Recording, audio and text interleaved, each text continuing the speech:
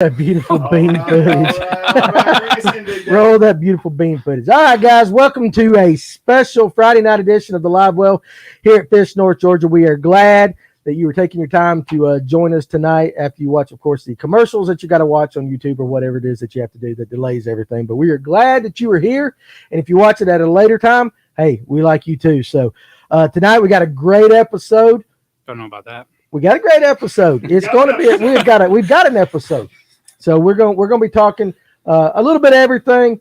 Going to talk about some of the benefit tournaments we've got going on for Beasley, but we're going to get into the world of kayak fishing, and of course, they're all my strange buddies It's are about surrounding. damn time. It's about time. Ryan, don't Seriously. fall asleep when you watch this, please. It is about time. So anyway, granted it's a Friday night, so we appreciate you guys. And as always, this episode is brought to you by Rachel Collins at 400homes.com. If you are in the market for real estate, whether you're buying or selling, I'm telling you, Rachel is the agent for you.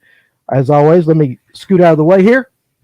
Point at the sponsor. Point at the sponsor right there. Give her a call at 770-310-0599, or you can get her at Rachel at 400homes.com. And the cool thing about Rachel and James, her husband, they're one of us. They like to fish. When they come to the store, we're talking fishing and stuff like that. But she's the one for you. Actually, she's been telling me here lately about the sales and the closings and all that. So she's hot right now as far as getting these things going. So if you're in that market, definitely look her up. Or even if you just got some questions, general questions, ask her and tell her the guys at Fish North Georgia sent you. We would appreciate that. And there's James right there. Simmer down, Paul, already. So what do I got to do to be a sponsor? Well, I tell you what, you can message me. That's my brother. Oh, is that it? Mm-hmm. So, hell, is he really going to be a sponsor? Yeah. Is he? Oh, He's really? got it. Well, there you go, buddy. There you go. Mr. Joey, we'll Nice. talk. How about this? Yeah, we'll get in touch with you, and we'll definitely do that. We appreciate that. So, but again, we love that. We love being able to promote local companies and stuff like that because they're part of our community, and we love them. But Rachel, seriously, is a very professional woman, and she will get your job done as needed. So, what's up, Joseph? Glad you guys could join us, Alex, and all that. So,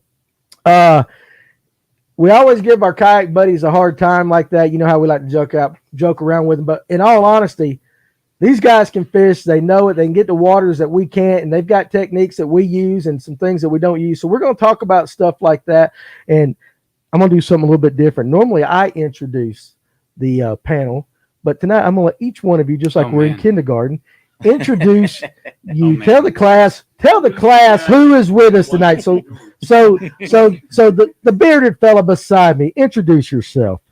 George Smith. I've actually only been kayak fishing for about 3 years. Don't tell him that. You're supposed to tell him. You're supposed to be a pro, bro. Grew up on the lake. Sanders.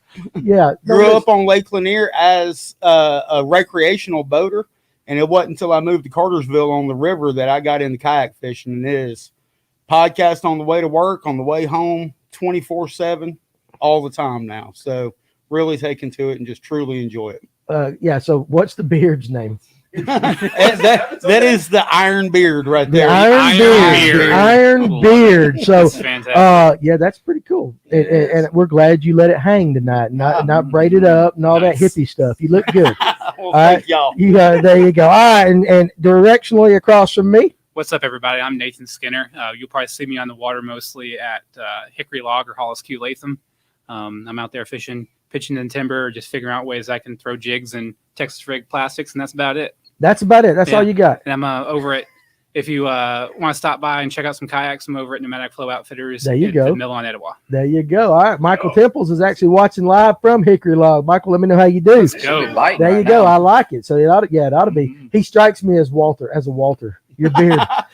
my middle name is actually Walton. So hey, there you go. Tyler, good call. And directly across from me, I'm Joseph Gayton, G-Man. G-Man. I grew up here in Ball Ground fishing the Etowah, Amicalola, Long Swamp Creek, and Lanier. And then moved away, came back, started fishing again, and decided to take everybody. Pretty much. He's a money taker. Our money. I He's a money was taker. broke and needed some money, so I started fishing again. Is that I don't know. Well, I'm glad you have the Worked out. confidence in all that. Yeah. So, Fishing and of can make course, broke behind the quick. board, the great Paul Coonan. Come on, introduce Paul Coonan, who's waving and all that. So, I'm over here. does George have a mouth? You can't tell, but I do. Hey, listen. How about this? Only How about another this? fist What fight. kind of product do you use? What kind? Oh, for my beard, I use a Valkyrie beard care. Valkyrie Yeah. beard. So, All their hey, if oils. anybody Put from that on the Valkyrie is jersey. watching, hey, you could be a sponsor too of the Goes Livewell. good So with the name. Put Yeah. that on a jersey. does, Put that on a Valkyrie. kayak. Let's Ironbeard, go. Valkyrie. you do got that Viking Right. kind of That's it. Lord of the Yeah. Rings look going on or thank whatever. you. like that. I appreciate What's up, that. Georgia boy? If you weren't Vibe Tribe, we get you in a Jackson Nar. There you There go. we go. So Hey. I was Hey, right? look at that comment like that. So I was broken, so I needed some money. It's not something I've heard before. It goes to the confidence of Especially with it. fishing, right? Oh my gosh. It goes to Nothing the made you spend more confidence. money than fishing. Yeah, right? it is usually the opposite, but that's pretty funny. But all of these guys, listen, that first of all, they're all friends with us here up here at Fish North Georgia, and we've gotten to know them all and part of our family and all that. So we appreciate them, and each one of them does things. I've just been kind of listening a little different and all that. So you're going to kind of get some good techniques and how they're going to approach it. And after I get done with a little bit of what I'm going to do, actually tonight, Mr. Paul is going to come around here and take my seat because Mr. Paul is big into the kayak game, and I'm actually going to run the board. So it ought to be really interesting at that point when we get 4 people who know what in the hell they're talking about as opposed to 3 and me. You're a kayak angler. I You're a actually- kayak angler now. You're one I of did. us. I got in a kayak. One of Veteran us. now. I did. I got in a kayak a couple Fridays ago, and I will tell you this: it was not bad. I did enjoy it, other than the water being on Lake Lanier. Shout out to Craig Dye and Georgia 444 for that. That's That's right. right. That's right. And I had a good time. It was interesting. It was a different experience. It would have been a lot better if the lake wasn't that rough Right. for me, because there was a point in time I thought I was going to get seasick a little bit. I was like, my It was- God, it going was- up and down. It's like, It this was is a rough. washer machine that Friday. was It terrible. was so bad. But as far as the fishing, other than having to change rod angles and stuff like that, it was not bad at all. I enjoyed it. Yeah. So it was a good You experience. also learned about how to keep a fish on a board. Yeah, we'll Yeah. talk about that. We'll talk about that. I actually Shade just, thrown. I actually just got into Georgia 444 for the first time this Oh. past Wednesday when they did the drawing. He gonna take your money. No, he's in a different I'm group. in a So different somebody group, else is going to so. take my money. Steve. Well, But first, Steve'll Steve gonna take your money. first. All right, listen, Collins. Now, I've got to be on Lanier in the morning. We're going to be fishing with East Hall tomorrow. So we'll get done here whatever time. I'm just not going to sleep tonight. That's what real men do. Now, you got to handle that. You got to do that. Just don't sleep. Just That's don't right. sleep. You can Stop. sleep Stay up after the late, wake tournament. up early. Will, I'll, if you're I'll on, be up at 3 a.m. headed to hard labor for a tournament we got tomorrow also. So Will, if we're you're on all in Hickory, that boat on a Friday night, baby. Will, if you're on Hickory Log, I'm gonna bring some juice for you later about some stuff that's been working out for me there. So Oh, there you go. There you So go. we got it. All right. We like juice. All right. So here's what I'm going to do to get this thing started real quick, because I want to get, to me, the important stuff out of the way. We're going to talk about real quick a reminder of everybody about the 5 Bigs for Beasley Bass Tournament that's going on Let's Lake go. Lanier, June 18th out of Laurel Park. All right. Again, there's going to be a ton of stuff, raffle stuff that you can buy and purchase either now here at Fish North Georgia. And there's ways to get in touch with us so we can kind of do it over the phone and stuff like that. That if you are interested, you can message me directly on Facebook. I'll tell you about. But you've kind of heard us talk about it a little bit. All the money raised, of course, is going to go to the family. It's a 50-50 split on the boat entry, but all the raffle money is going to go to Beasley's family. And then we're going to talk a little bit after I say this about the kayak tournament that Nathan and them have set up as well. A lot of people have asked about what kind of stuff we're raffling. And if you watched the video last night, I held up some pro jerseys. We've got a actual day 2 worn Jason Christie tournament from the 2022 Bassmaster Classic that, of Sick. course, he won. It's really sick. Gussie has given us, that's the easiest way to pronounce his name again because I've that's the murdered only way to do it. Gustafson. Gustafson. God, I Gussie. suck at that. I can't say it. Gussie. He signed a jersey as well and a He's crankbait. been a big supporter. Yeah, He's dude, he's been sharing it like supporting. crazy. Amazingly. And that's the cool thing about this is, guys, you would not believe the outpouring from people that we had no idea. We've got other jerseys coming. We've got some MPFL guys, their jerseys, so you can bid on that. We've got, of course, a Mega Live, a Lowrance unit. We've got a Yeti cooler. We've got from the dugout. What's that model number again there, Paul, of that kayak? That is a brand new Hobie Compass 12. Compass 12. It's sitting upstairs right now, and I want to thank everybody, but I want to personally thank Jamie Koza down at the dugout.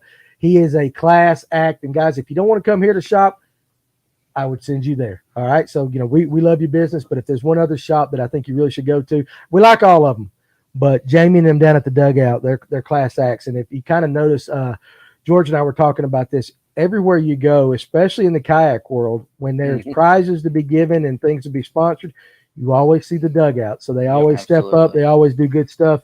And what's up, Scotty? And they're good people.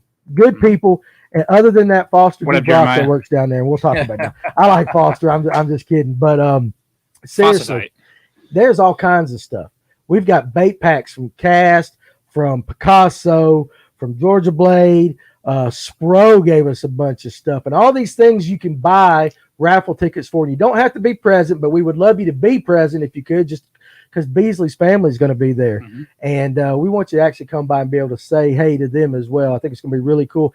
Josh actually mentioned today, and we're going to kind of play with this, that we might actually broadcast the weigh-in live. Do it. That'd be sick. We might broadcast the weigh-in live. Dude, huh? Y'all need to do that. That'd be awesome. Well, I think we should. It's just we got to make sure that we got to make sure we got reception at Laurel. Just get Starlink, man.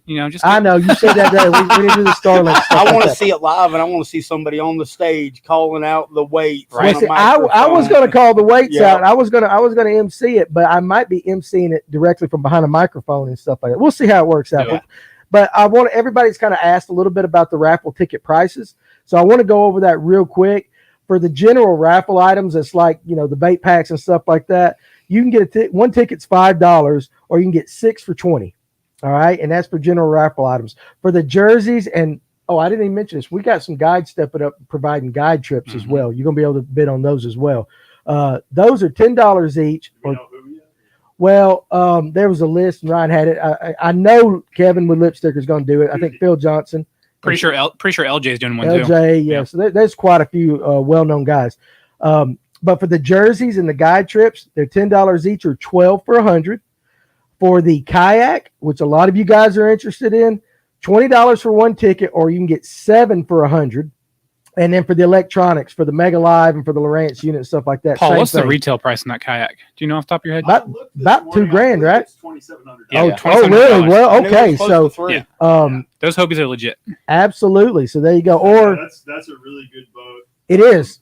We'll talk about it here. It's nice. Yeah, y'all can go over that. And then so on the electronic side, again, $20 a ticket, or 7 for 100. So 100% of all the raffle money is going to Beasley's family. Okay, 100% of that. So if you got any questions, again, you can message me directly, and I'll get you set up, and we can do that at a later date. Now, we're going to keep putting these things out through the course of this week on the Fish North Georgia pages so that you can see them with your own eyes. And again, like I said, if you got any questions, and again, there's other stuff that's still coming in that we're like, okay, hey, can I give this? Can I give that? Also, if you want to make a donation to the family, it's the same way that we'll be able to do all these tickets. You can PayPal your entry fee to the tournament, number one, if you want to do that, but you also can PayPal raffle tickets or Venmo. And it's all of those are Danny at fishnorthga.com. All right. The only thing, if you do PayPal, make sure you send it friends and family so they don't charge that fee. But even if you forget, I'll cover the fee. I'll do that. I'll make sure that nice. They get all the money like that. So, now that's the bass tournament that's going on. And again, all that money is going to go to the family. Now, what we're going to do starting with this kayak tournament that the guys are getting ready to start talking about, from that point on and subsequent tournaments and this tournament next year and everything is going to start revolving, we are setting up a scholarship. It's going to be the Eric Beasley Memorial Scholarship. All money we start raising from that point on is going to start going into this scholarship fund. And my goal is every year for 2 high school anglers that have the qualifications, the grades, the character that we think Beasley stood for, and was like, we'll go through the applicants and all that, and we're going to do that. And I talked to Rachel Collins and them today when they were up here. I don't want it. This is my goal. I don't want it to be a 1-year scholarship. I'd like to be able to give them whatever amount we set for 4 years, all 4 years of school. Nice. While they're all the way through school. Now, the only way we can do that is with your support as we keep going on and doing stuff like this. So we love the big kid, and we're going to make sure we keep this going. So that starts, though, actually with, if you want a Venmo, go ahead and type that out if you don't mind. Danny at Fish North GA. right, you can Venmo donations or raffle tickets. Is there a way to put in a little note on Venmo what it's for? Yes. Because if you do that and you tell me which raffle you want, I will actually take a picture. I'll sign your name on the thing. I'll take a picture of the numbers, however many tickets you buy, and I will send you the pictures of your numbers. That way you don't have to be present, and then I will take your cards and your the other part of that ticket, and I'll, of course, put it in the thing. Nice. So, and that's for PayPal as well. Okay, again, $100 to fish the bass tournament. We got 2 divisions, an adult and a school division. And if you decide, and on the school division, in our tournament, the boat captain can fish with the school angler. So you can have 1 adult and up to 2 kids fishing in the school division. In the adult division, it's just either you fishing by yourself or with a partner like that. The money's getting split up. So however many boats go in each division, you're only competing against that division. So 50% of all of it goes to the family, and then we'll split the payouts. 1 in 7 is the payouts of what we're going to do like that. So that's the goal right now. I can tell you it's already up into we're close to 40 boats already, and we've got a lot of guys that are going to sign up the morning of. You can do that the morning of. We ask that you get there early because we're going to be doing flights of 25. So first flight is at Safe Light, and then the first flight will be back in at 3 o'clock, and we'll start doing the weigh-in and all that. But it's going to be a great day. Chick-fil-A has given us sandwiches to sell. So there'll be, food there as well. And tell your friends and families that if they're not doing anything, we'd love for you guys just to come out and just kind of shower the family. What time are we thinking for weigh-in? 3 o'clock's first weigh-in. 3 o'clock is the first weigh-in. That's the time to be there. That's the time to be That's there. it. And again, we want to shower the Beasley family and just let them know how much they mean to us and the F&G community, and to honor their son and our friend Eric. So that's for that. Now, Nathan has been so kind as to set up a kayak tournament. It works a little different. I don't, and again, this is where you got to explain exactly what's going on, and you can kind of give them the rundown, especially for those that are fishing in kayaks that are watching tonight. We'll do. So with kayak tournaments, you can do them so many different ways. And really, first, a big shout out to Tourney X for stepping up and helping us run this thing.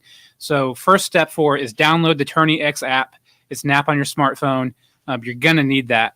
It's the you can search on there, Eric Beasley Memorial Kayak Tournament.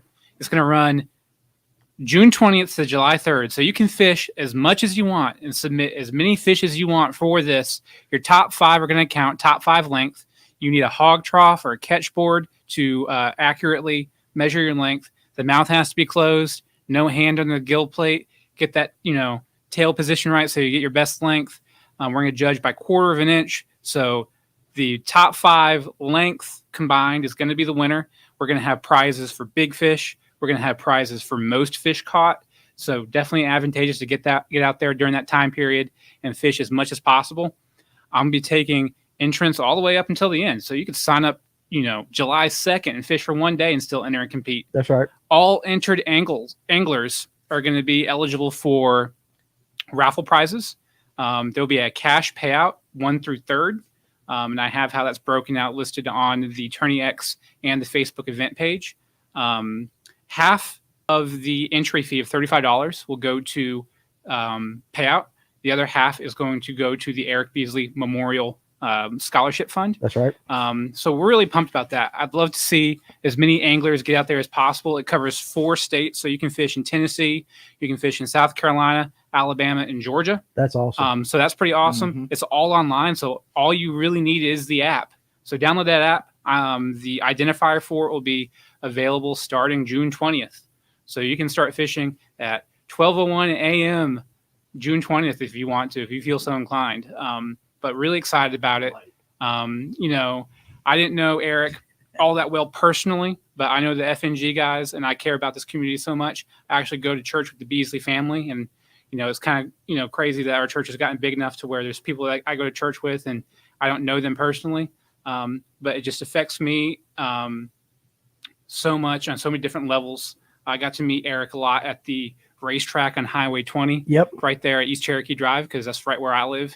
I would see him. He'd be going out to whatever lake he was fishing. I'd be probably going to Latham.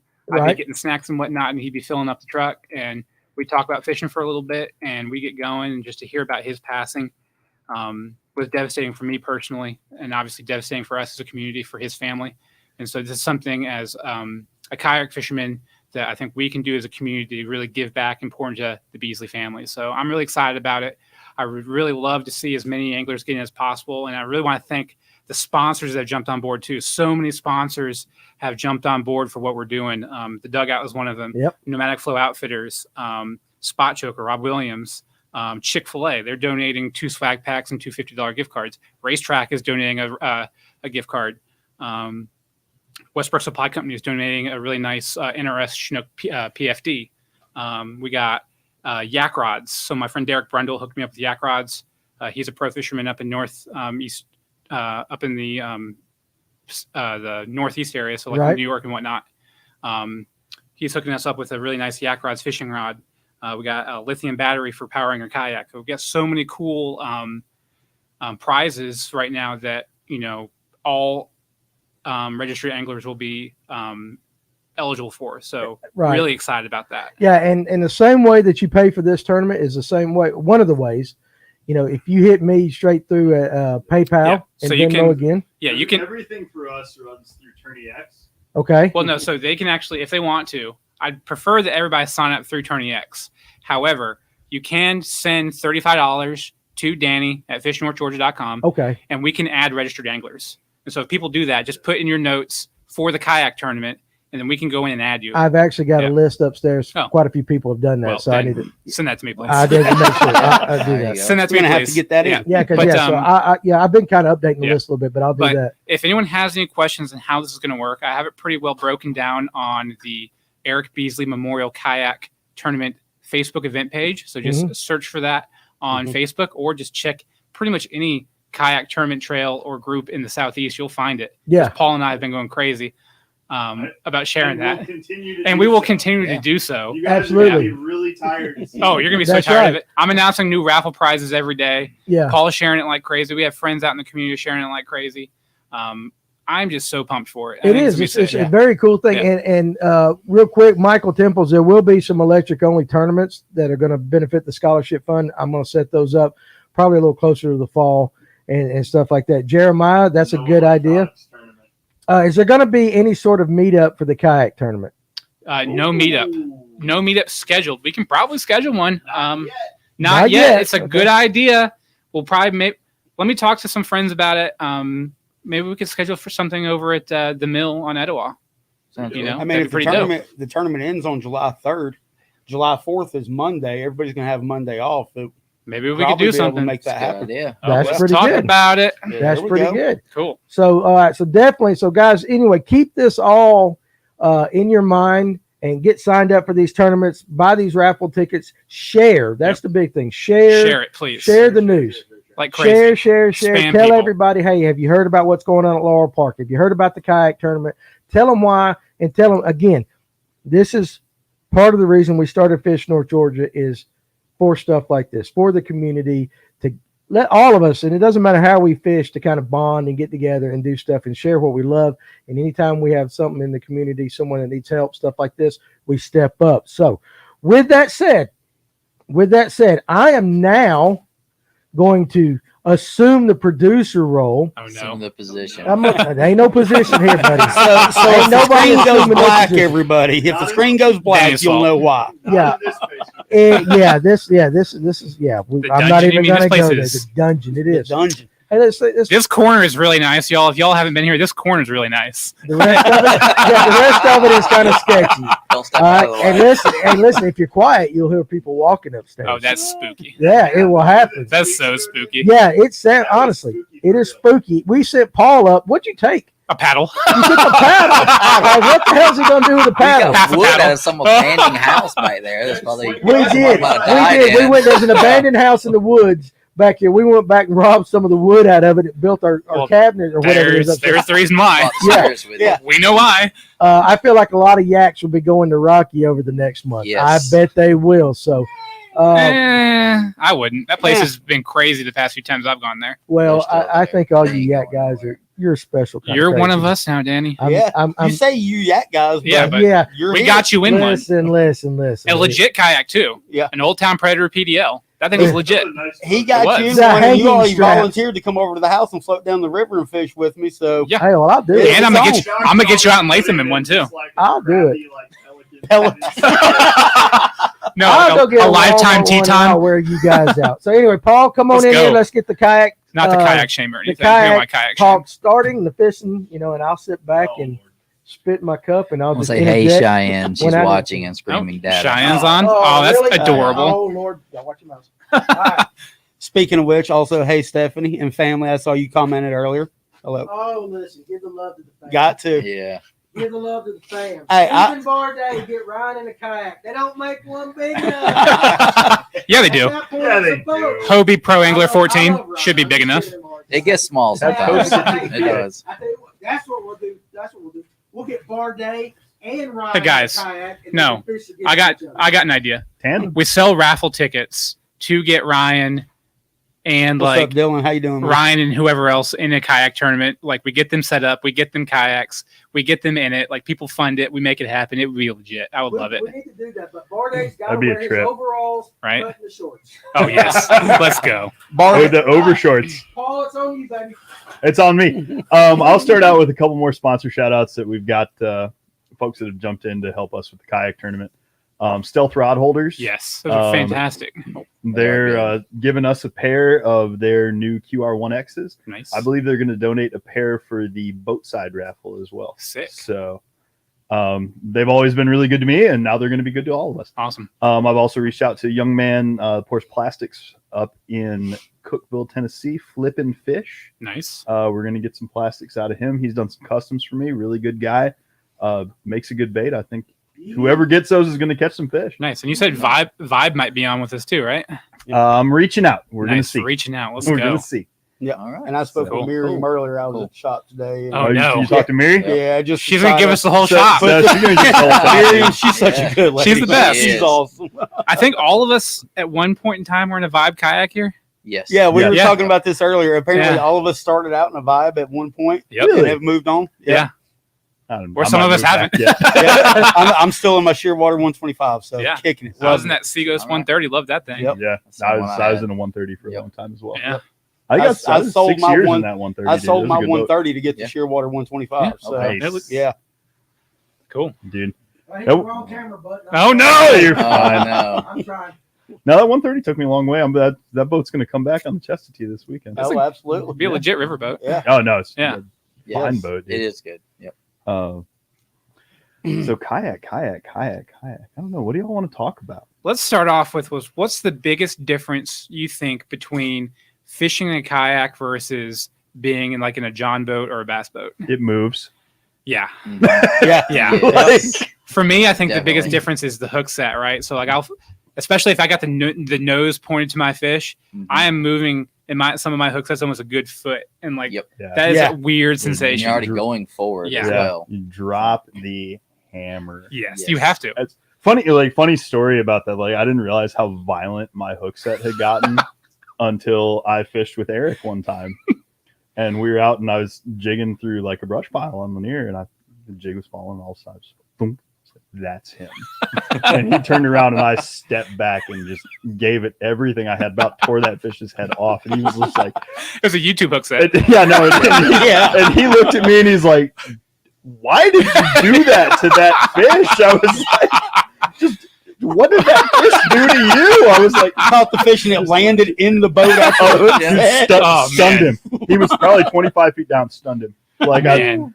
stuck him so hard and just cranked the rest of the way, and he just came floating up. Oh, Yeah. what just happened? One of my favorite methods for fishing is a flutter spoon, right? I love fishing them in the summer and I love fishing them in the winter. And I was fishing on hickory log with a flutter spoon and the kayak after I just finished getting off a John boat on Hollis Q Latham the previous week doing it. And I was just jigging that thing a little bit too hard, and that thing came up and almost smacked me square in the chest. I almost took 2 treble hooks to the chest just because I, not getting used to the 2 differences there. It will pull you. Oh, yeah. It will, Yeah. It right? will pull you. Absolutely. It will pull I you. actually bought a boat earlier this year, a Tracker 190, just to get better at my lake fishing for my kayak tournaments. Because That's dedication right yeah, there. yeah, Yes. and because I'm not as good on the lakes as I am the rivers. I love river fishing, but going from a boat and pre-fishing going from a boat on a tournament we had on Oconee a couple weeks ago.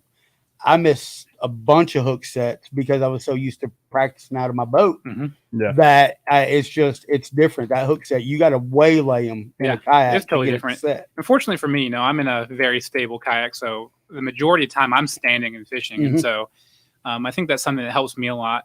It gets a lot different for me when I have to sit and fish. Like if it gets in higher wind and stuff, and I'm sitting, it's way different. What's up, Just keep casting. So you comment there. You got the Ascend 12T. That's a good kayak to get started. That's a good starter for sure. Yeah, for sure. Absolutely. It's heavy, but it's good. Yeah. River at what river is that up there? Brian, he's in Wisconsin, I believe. Brian, that's a good insight there. So like I have a tendency to want to stay around and pick an area apart, but I think a lot of us probably have a motorized kayak, so I run and gun pretty quickly as far as what running and gunning in a kayak is. As much as 5 miles an hour. Right? Yep. 4.5 miles an hour. Yep.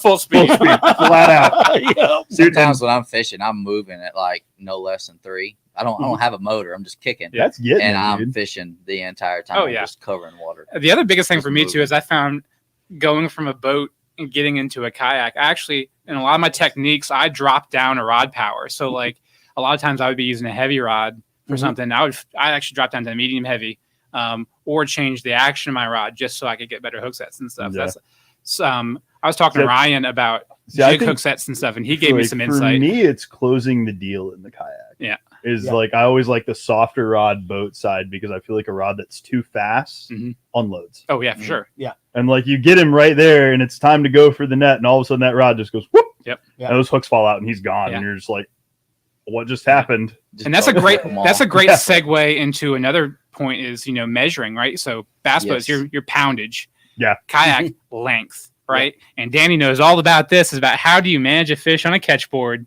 Yeah. And so, like, well, if you catch largemouths, they're more well behaved. Oh, they are. They're much more docile. So much more docile. Yes, they are. The moment a spotted bass gets a little right, if a spotted bass gets just the slightest arch in his back, and you don't have a good handle on it, it's gone. He's gone. I think I had 4 teachers. Somebody told me the rules. And how many times have you had your hand on the fish to take the picture, and the pressure from your hand when he flips actually just squirts him right out the side, for sure, right into the lake. Your photo is just a blur. Yep, the tail. Right. That's it. I think the thing with spotted bass that kills you is the mouth is open. Dude, like Shoaley's- for those of you that haven't done tournaments, like mouth closed is a big thing in tournaments. Huge thing. Yeah. Yes. Why? Well, if you got a largemouth and you let his jaw stick out That's half flat, an inch. that's an extra little extra length there between that lower jaw and the tail. If I keep my mouth open, I get an extra inch. No, you get Well, penalized. you tell Amanda that and see how it works for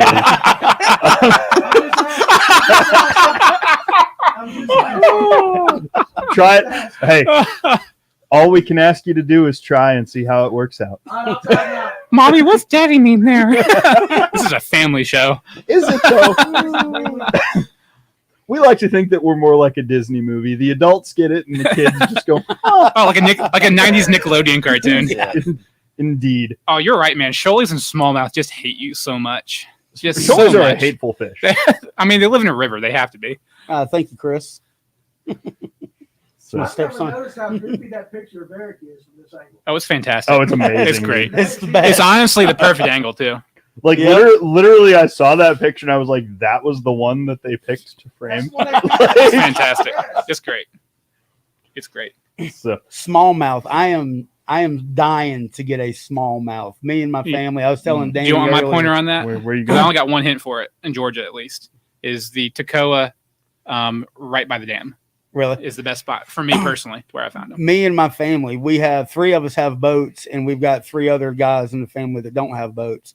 So we actually, what we do every year is we pick a lake that none of us have been on, Nice. a neutral site, and we go and fish 3 teams of 2, and we've got championship belts. So that whoever the win is, they get This to is hold the legit. belt. They get to hold the belt It until the is. following year. But this year we're going Dale Hollow in October. Nice. So Fantastic. I picked October because I think that's towards the fall season where they're going to Yeah. start Yeah. chasing bait. Like, You know, eating good. yep. So I think that'll be a good time Jerkbait for bite. all of us. None of us have ever Jerk fished it, bait. but yeah, exactly, jerk bait. That'd be dope. Mhm. That'd be awesome. So Small hey, smallies are an angry fish. Yeah. So Like, Tyler, I'm actually from North Michigan. I grew up on the coast of Lake Michigan, and man, smallies. Let's go. yeah. I just booked for my kind of annual pilgrimage to the Great North, and Nice. I'm gonna look for a smallmouth guide out of Sturgeon Bay. You only I do want one. you only do That'd be North fun. I Wisconsin. want a big one. You only need to go up Like- to. I was watching a YouTube video of this last Wisconsin. week. North Wisconsin, up on the Menominee River. It's like some of the last untouched Menominee. wildlife. I've heard or- that was good. Like some of the last untouched Yeah. like wild woods of America. Man. Yeah. Talk about some fishing. That's wild up there. I like that. Once you get into kind of northeast Wisconsin, northwest Wisconsin, it's different. Danny, I It's was born very in different. I was born in Richmond, Virginia, the capital of the Confederacy. So Okay, all right, come on. I take it back. Come on. I take it back. Did he just? Oh, I love him anyway. I Yankee, know. but you love him anyway. Through At least on. he didn't say "bless your heart." right? Danny was throwing a little shade on A him little there. shade. I smacked. Hey, I've seen Danny stuff his mouth full of cheese curds. Like right. let's not act like he's I above. love- above Jeremiah some Giles, stuff. how have you never caught a smallmouth or a walleye, considering they're both species in Georgia, and you're the quote-unquote king of anglers? He fishes every day almost. He does. Every day. One of my- it does. I would put Jeremiah on the bank against the bass boat tournament guy. I all would day put long. Jeremiah on a bank against anybody all day long. Honestly, we just need to get him into a kayak full time and just convert him to a full time kayak angler. It would be amazing. Anything north There you of go. Galataga. Tyler, there's some boys in Fannin County would disagree with that strongly. For sure. Oh my gosh. Man. But I think, and when we talked about this Thursday, I had thought that we might talk river fishing a little bit. Oh, we should talk some river fishing. Um, Let's go. Because the lakes, I mean, anybody can fish a lake out of a boat there. I think the river is where the kayak really Shines. becomes the tool Yes, I agree. that makes it happen. Yeah. I agree. And I actually didn't fish a tournament league this year because they took away all their river events. Are you not and- fishing CKA? Huh? You're not fishing in the CKA? No. Ooh, Oh. way to name check. Oh, man. Like- Not CKA. Oh. There's a But different one. There's Yeah. only one. But but I was shocked because I thought, in a kayak tournament league, you should have rivers because that's what separates us from the bass boats. Yeah. Is being able to hit those small waters and creeks and whatever it might be. Really. So Dude, I think that's the one thing like kayak fishing that's really impressed me the more that I've done it is like how many just nothing pieces of water Mm. that like Yes. you can catch not just fish but like big. quality Yeah. fish. Well, Yes. it was like There's the PSKA last year, the championship. The guy that won fished the Northern Etowah. Right here. Spank From Ah. what I'm hearing, yeah. Fished the Northern Etowah and Lay the killed wood. killed it, dude. Like Laid the killed it. wood. Everybody's Yeah. focusing on Allatoona, the lake. Yeah. It's like, oh, I'm just gonna go upriver and just So no, 3 weeks before that, yeah. 3 weeks before that, I fished my first ever real kayak tournament. Nice. It was on the lower Etowah. It's my home waters. I was like, you know what? I'm going to join Yeah, in on this. That's my favorite river to fish. I fished a separate section than everybody else in the top five. I got a fifth place finish. Nice. And my first tournament, I thought, you know what? This is for me. This is what I'm going to do. Right? You give me this time next year, I'm going to be a professional angler. 3 weeks after that, I joined the Tournament of Champions because it included the North Etowah. Yeah. And I was like, here we go. I watched G-Man over here leave out dark. It's still pitch black. He's barely got a headlamp that'll see. And he's like, I'm out. See you later. I'm like, oh, I'm going to let it get daylight a little bit first. I am watching this man fish faster than anybody I've ever seen in my life and just annihilate me on the same body of water. And I'm like, that right there showed me, I was like, okay, I got a lot to learn before Oh, yeah. I even think about it. No, for sure. But- Let's go. but- G-Man, get in on I this. do not Yeah, fish slow. I do excellent not angler. fish slow. I am Excellent wide angler, open. and I give him a nod for, Right? showing no me. finesse angling. No, I love power fishing. It is It's like 100% wide. The kayak open. version of Can Ryan you over give here. can you give us a little something from that event? Just Basically, on E River, you want pretty much any bait. To be honest with you, it's all about location and accuracy. Accurate.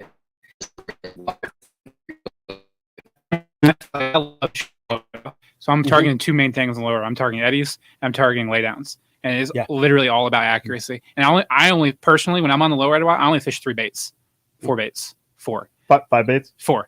Is that?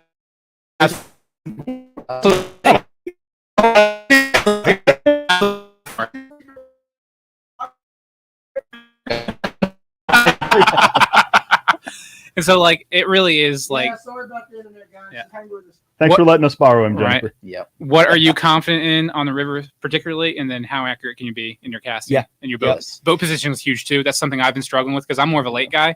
Oh Yeah. man, getting used to current is a Yeah, whole The, different the game, anticipation. right? I actually on my shearwater this year, several months ago, I bought the power pole, Nice. the micro power Yeah. pole, just for the rivers and stuff. That way, I Yeah. could drop it. I don't have to worry about dropping anchor and getting hung Yeah. up and trying to pick it chain, dude. The chain's where it's at. Yeah, for me, I hear you. You're not a chain believer? I've never dropped one, and every time I drop an anchor, like one of the four prong, Yeah. it gets hung up in something. And No, I'm you gotta- cussing I've it. never used one. You fish too fast for a Yeah. chain. Yeah, Yeah, I've you never don't used use an one. anchor. You're like, slow down. What? Yeah. If Gaten was in a car, he'd be like, "Brakes, what's that?" Cut them off. I don't need them. Yeah. Slow me down. I'm actually going to buy a river kayak probably next year just so I can have one dedicated to the river because Yeah. mine is completely a lake setup right now. And so Yeah. something I'm looking at doing is setting up a river kayak with a chain setup, doing Mhm. a power pole for sure. Like just something to make me personally better at it just because like right now mine's a flipping barge. Like, oh my goodness. Yeah. Yeah. What are you fishing out of right now? A bona fide SS 127. Ooh, yeah. Yeah. Yeah. Yeah. It's great with a motor on Should I front. have done that? Should I have went ooh with you guys? Oh, Yes. absolutely. Yes. Ooh. Hands down, one of the best platforms as far as stability and to put a motor on the bow. But when it 100. comes to paddling or anything Yeah, else, I've heard it hard is. pass. The tri hull boats are super popular and they're really nice. Yeah. If you're a flat water fisher. Oh, for sure. Yep. Yeah. Not But great in the river. Once you're asking them to turn, Yeah. you're asking them to do something that they are not great at. Yeah, for sure. Yeah. So I'm looking at getting like a Jackson Coosa or maybe get that new Crescent Shoaly.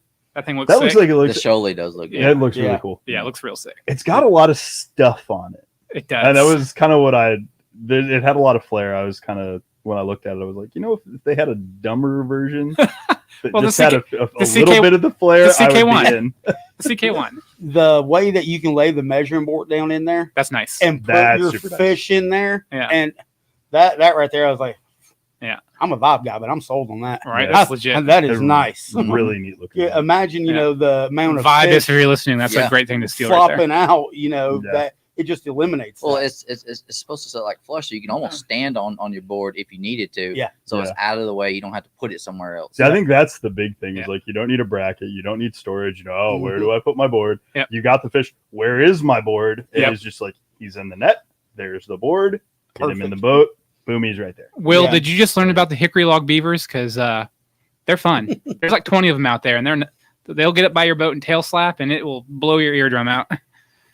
I used to fish in South Carolina at night on Barry's Pond. I used to have the beaver and the otter come up right beside me. It's pitch black, and they would just splash, and you would nearly jump out of your car. Oh, for sure. Yeah. It's terrifying. Yeah.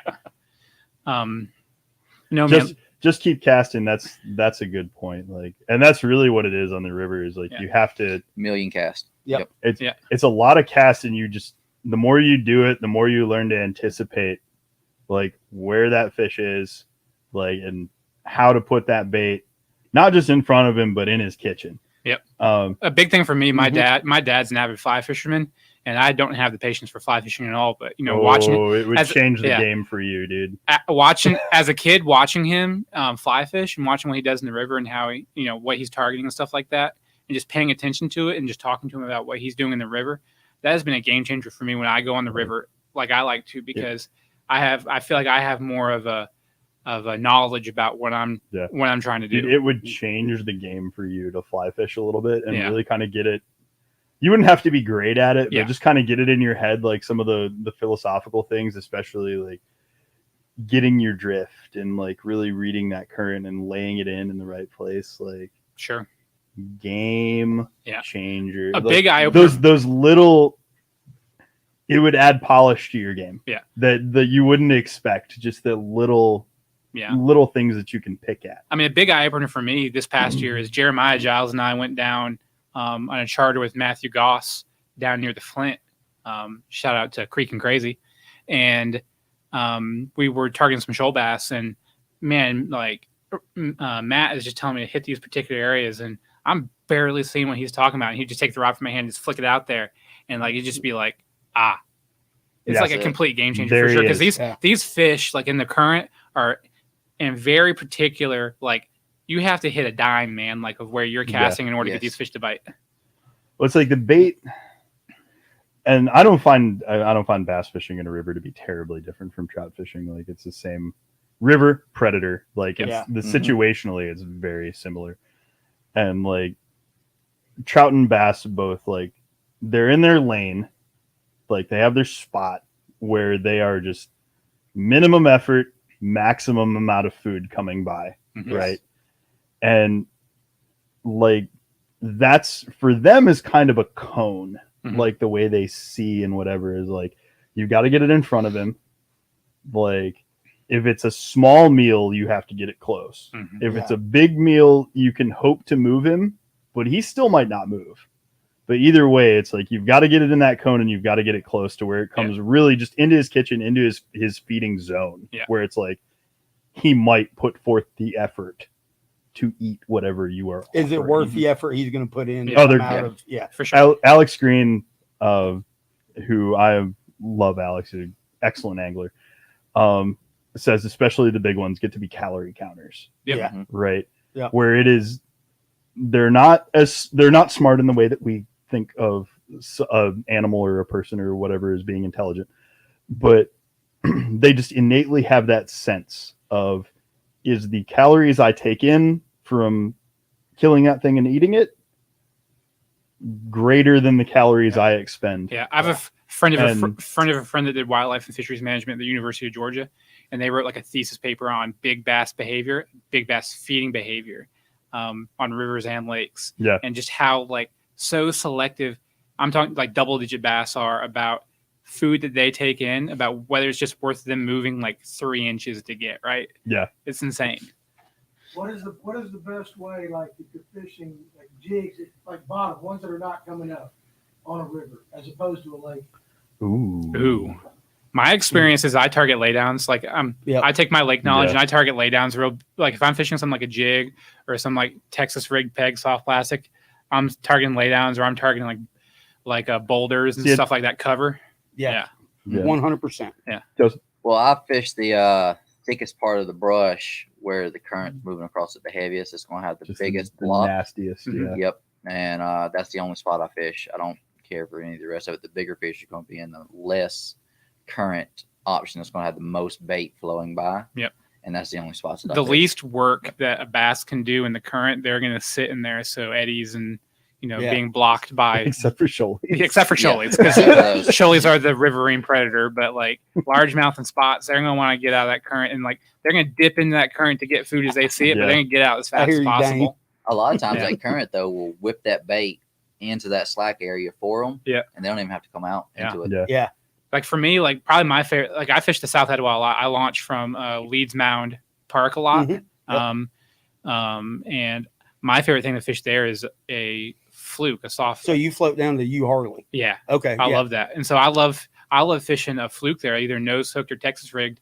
And I've just fished along those laydowns. I get in some slack water. That is just a killer on that river. Yeah. And see, I live on U Harley Creek. Oh, nice. So I'm maybe a 30-minute float before I come into that mouth where it hits the main Etowah. You were talking about small creeks and stuff like that. I've caught, I'm 4.5, 5 pound. Oh, for sure. Spotted bass in U Harley Creek. Yeah. And it's like winter time's my favorite time to fish that creek, but it's like, really? I like water fishing you that river in could the spit summer. across. Yes, Yeah. literally. Like water you could spit I across. can skip, since your victory last year on the TOC, what we were talking about earlier, where you said that you were skipping chatterbaits up into that. Yeah. I sit back. I've got a little outcropping of rocks that I can get down right on the river, and I sit there and I can skip a chatterbait all the way across that river now. I just sit down there. There's and a lure I Nice. don't understand at all right there. Yeah. Well, really? I love it. I feel like people are either like a spinnerbait guy or a chatterbait guy. I'm a spinnerbait guy Spinnerbait all day, guy. every day. Yeah. I'm a spinning jig guy, as Beasley would say. Spinner jig. Spinner jig. Ain't nobody ever caught no fish on no spinner jig. Yep.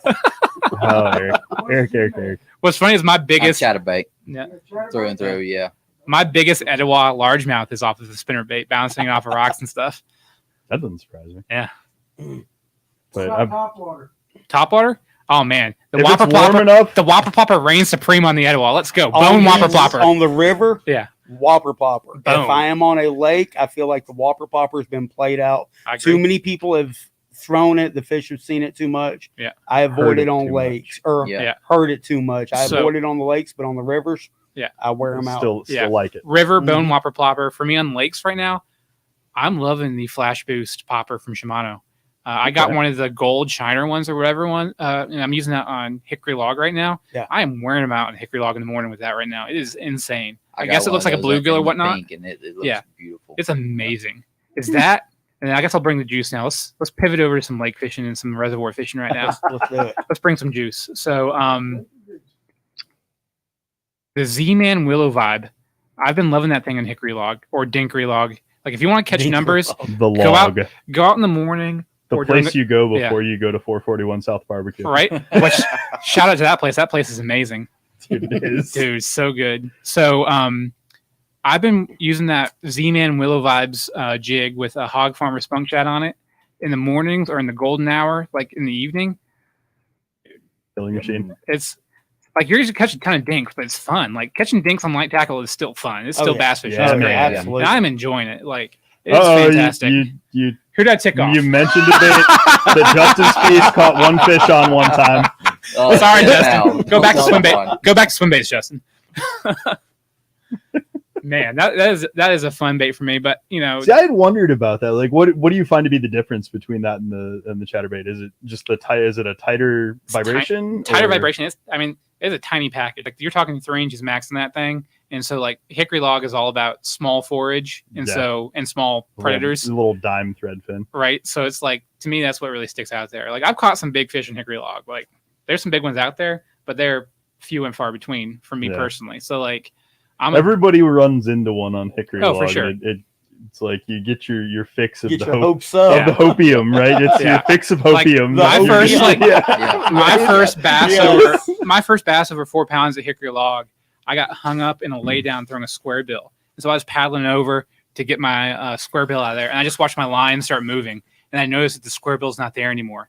And I just like set the hook. And it's a monster female. I'm just like, this is nuts. And obviously Yeah. that sets an expectation for Hickory Log. It's not the expectation you should Yeah, have. right. Yeah. Right? Right. I've seen more 2.5 pound crappie come out of Hickory Log recently than I have seen 2.5 pound bass. That doesn't Really? surprise me. I guess I need to fish Hickory Log. I've never fished it. You crappie fisherman? I do like crappie fishing. Yeah. Okay. There's some big ones in Crappie, there. not crappie. It's crappie. Crappy. It's crappie. I was That- watching some guy. Yeah. There. I fished Seminole. I went down and pre-fished Seminole before our tournament got canceled. Yeah. You know, down there, and everybody down there was calling them specs, and I was like, Yeah, man. specs. There and It's at you Florida. follow. Yeah. Respect. Florida. Yeah, Yeah. absolutely. I was out there a couple weeks ago. And I was this like teenager or whatever, and they're in a john boat with his girlfriend, and they were just fishing. He was throwing a lipless out there and just wearing some crappie out. It was insane. Yeah. Yeah. If you got them eating a lipless, like that's one, that's a Yeah. good crappie bite. And two, those are Yeah. probably some big crappie. Yeah, They were, dude. 100%. They were. I've It was caught legit. some on a DT10 before at Latham. Yeah. Yep. I've I'm got just I joking. got some on a rock crawler at Novelty. Nice. Um, That's legit. dude, those are When serious I grew crappie, up- dude. When I grew up on Lake Lanier down from the Clark's Bridge from the Olympic venue. You could walk behind my house and hit a creek and go into this cove that was right on Lake Lanier. It was about 200 yards behind the house. Crappie fishing, a bucket of minnows, and a bobber about 3 foot deep. That's how I learned that, and worms. Yeah. In the little Yeah, man. creek. That's how my leading up granddad took to a it. position for crappie. That was for it. sure. Now, if you want to talk like, we'll talk Yankee techniques before Danny gets back. nobody in the South, like if you're a bobber guy or you are in a bobber situation, Yep. learn to rig and learn to fish a slip bobber. Right. Game changer. For sure. 1,000%. Yeah. Game changer.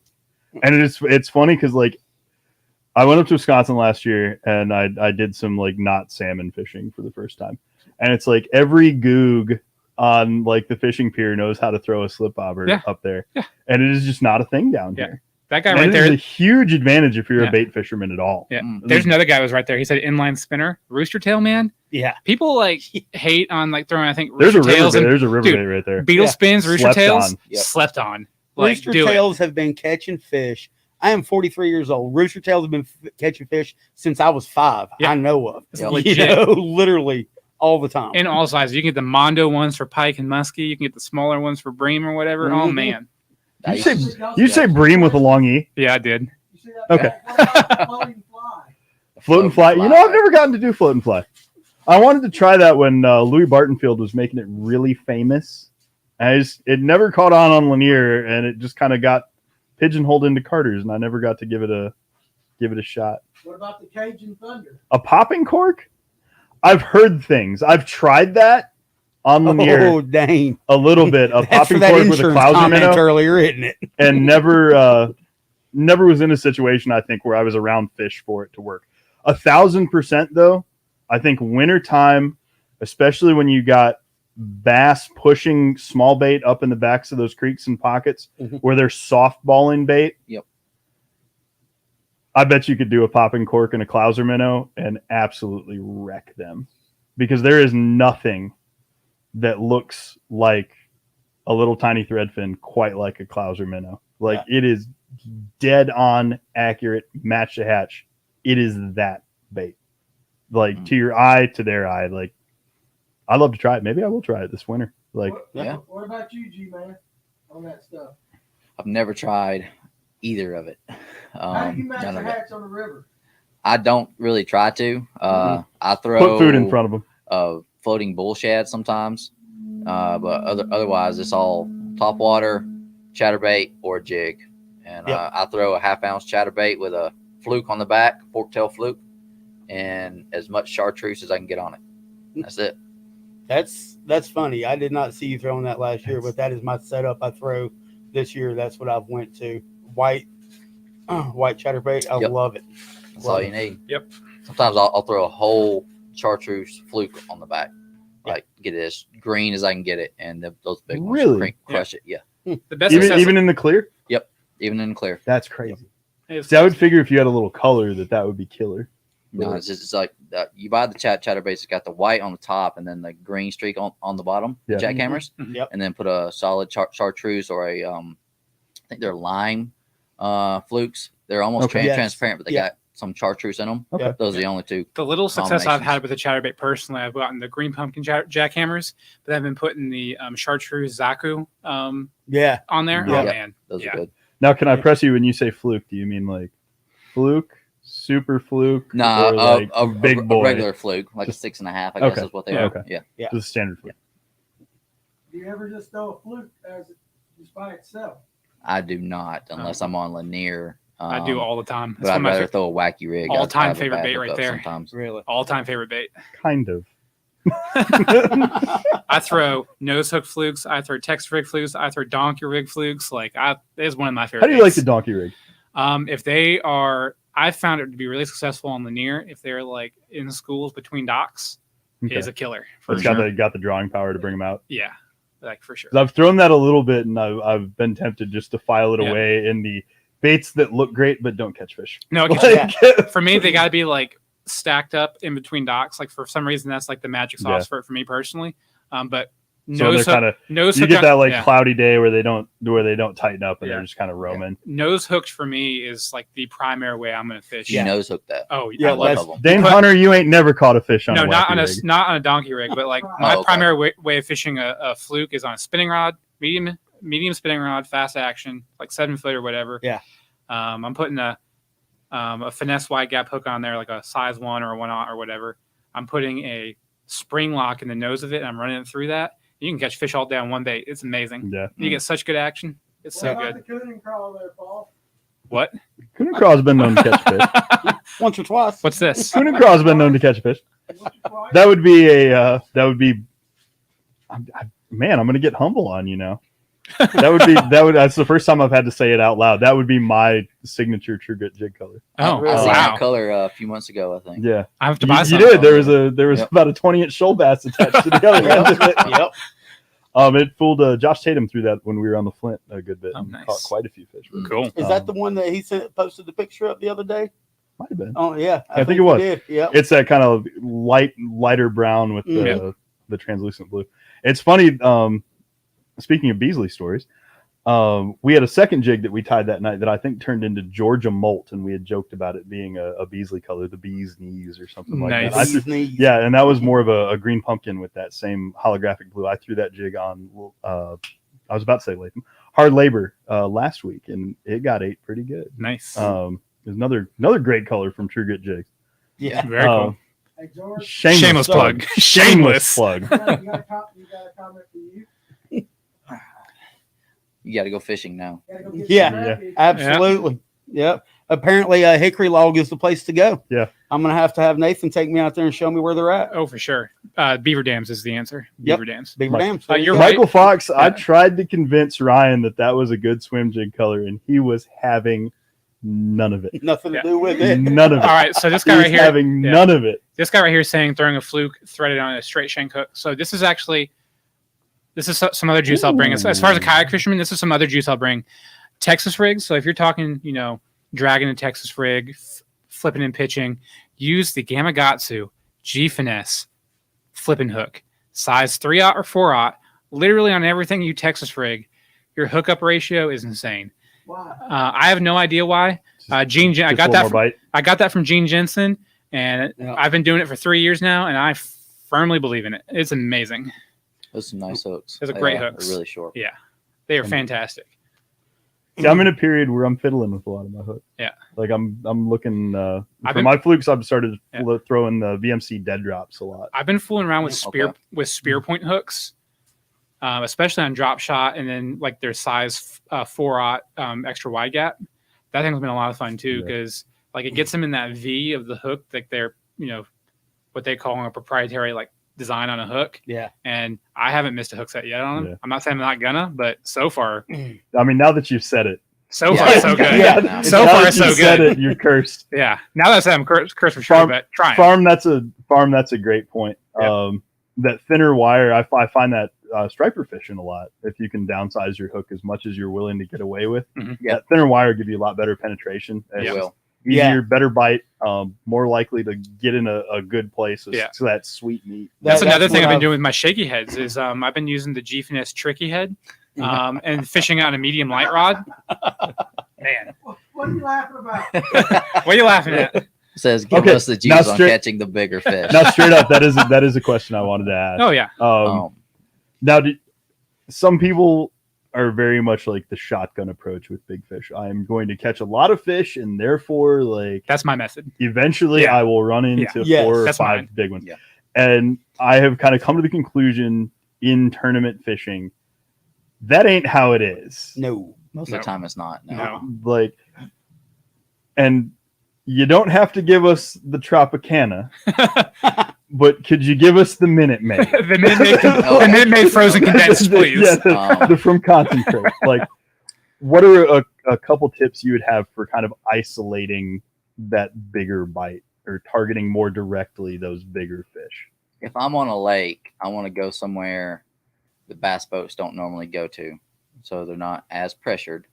I don't have side scan or down scan, a good down scan. I still have a hook 7. So That's a fine graph. So I go off my 2D all the time, so I can tell the size of the fish just by the Mhm. mark that it makes.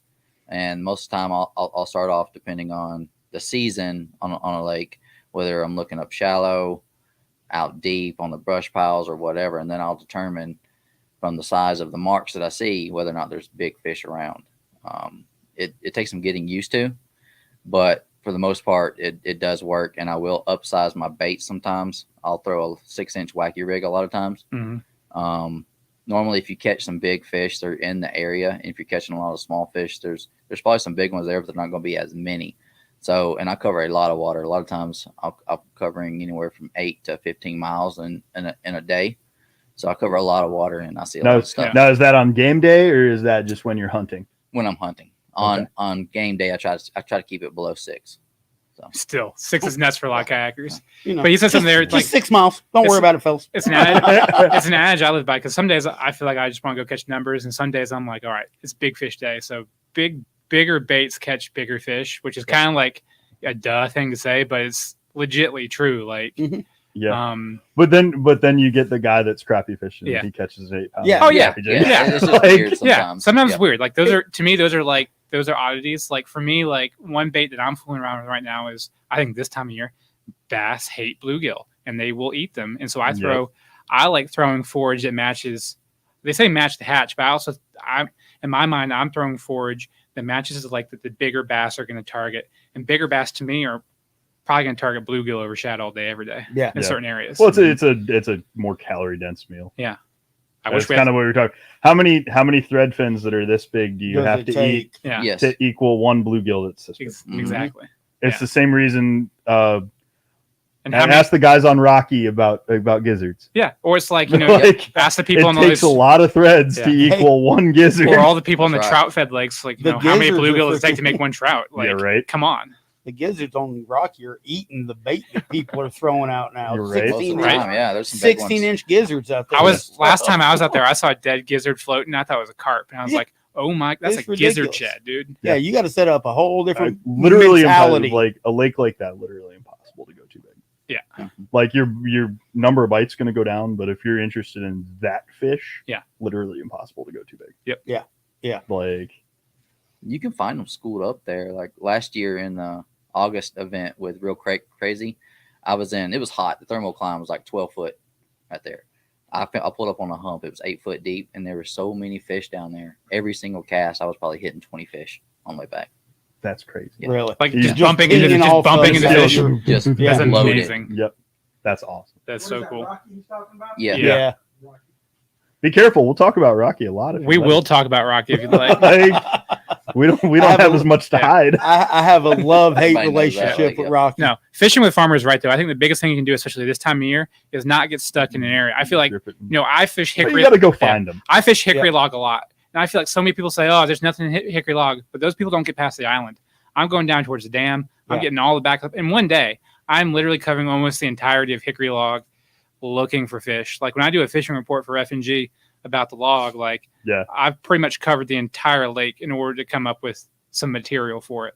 Just because, like, That single dock down there usually holds a couple good ones. don't tell people that. Put in the work. Go down there. Don't Yeah. tell people that. I mean, that's a 2.5 mile paddle. Good Paddle luck. But, far, baby. Paddle far, baby. oh man, I am so used to living on the river.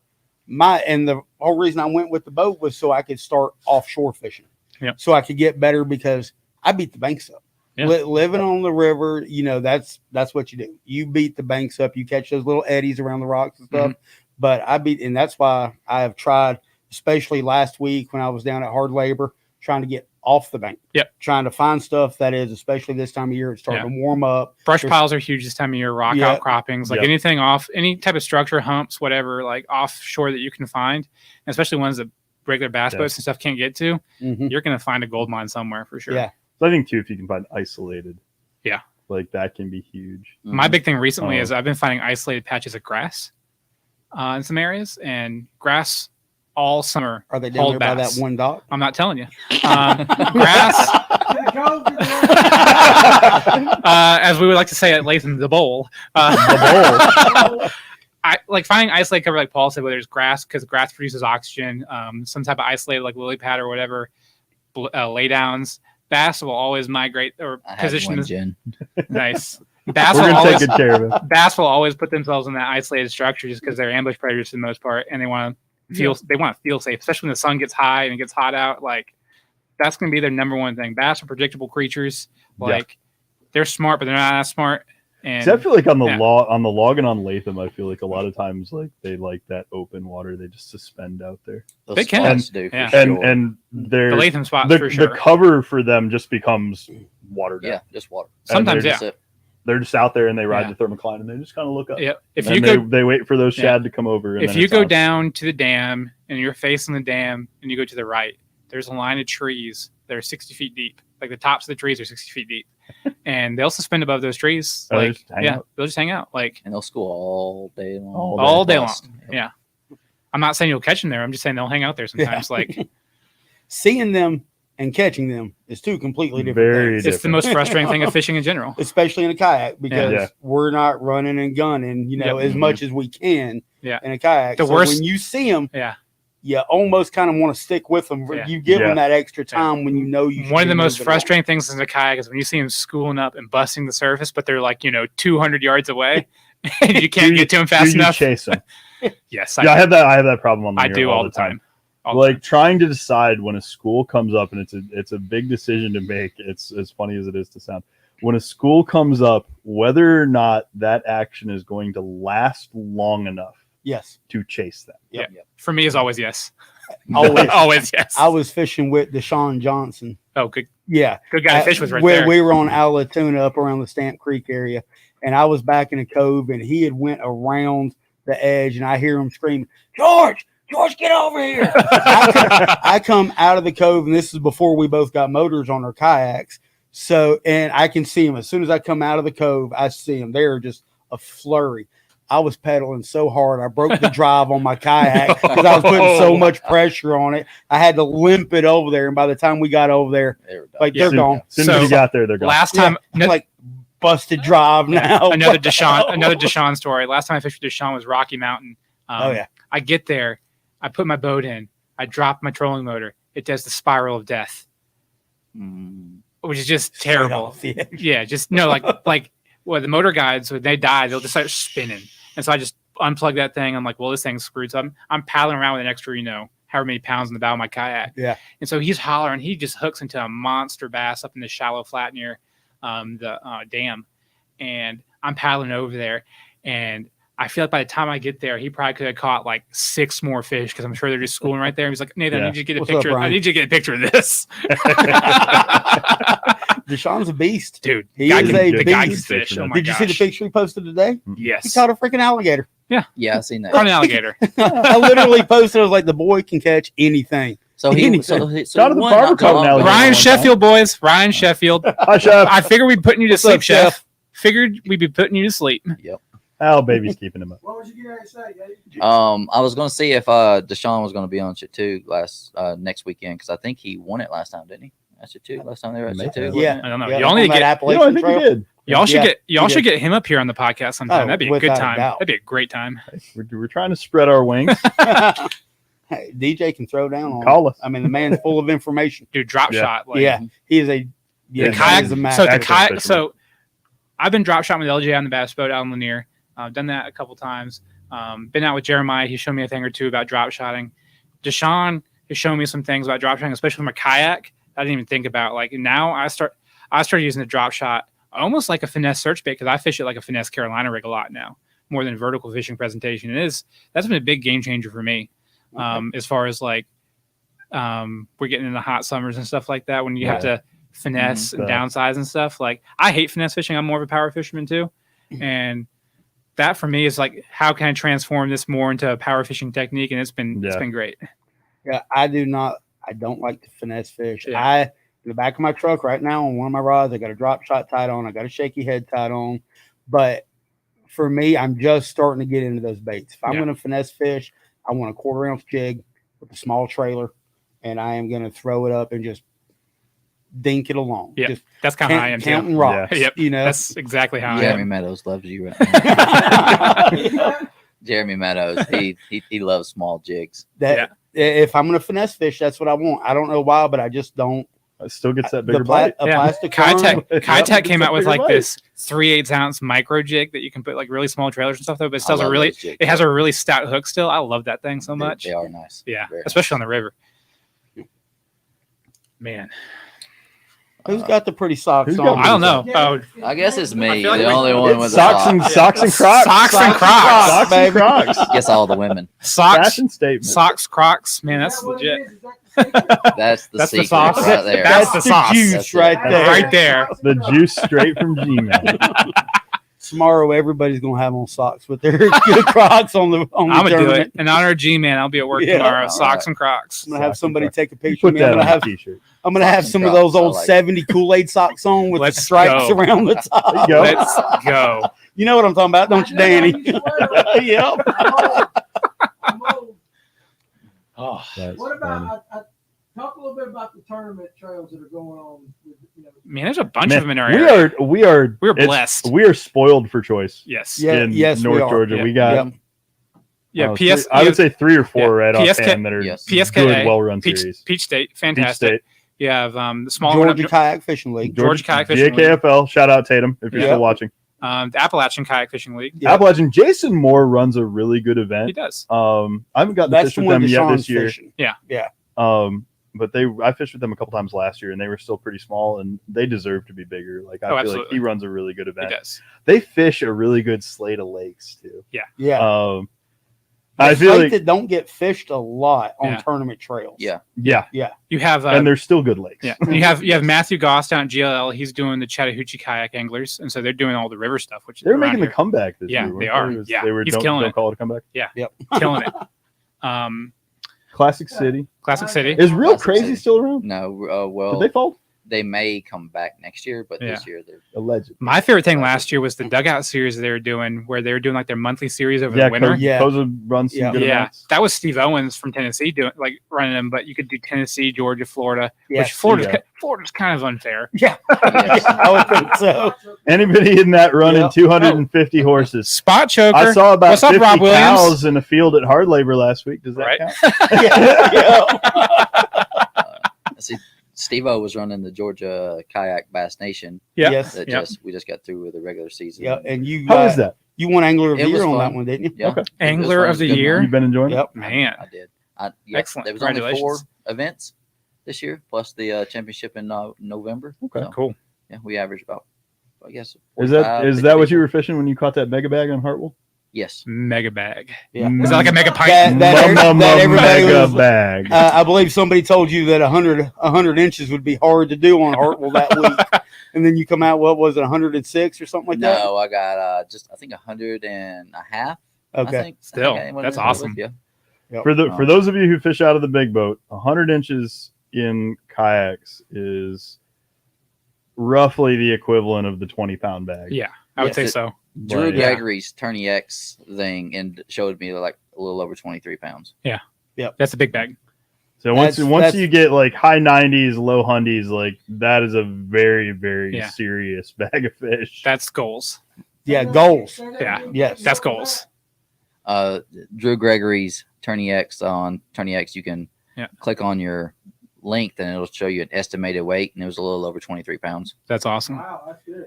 And for- From Hartwell, that's Yeah. for a 1-day tournament on Hartwell. Yes. That is, Yeah. That's insane. you've done something. Yes. Pretty much seen them all except 2.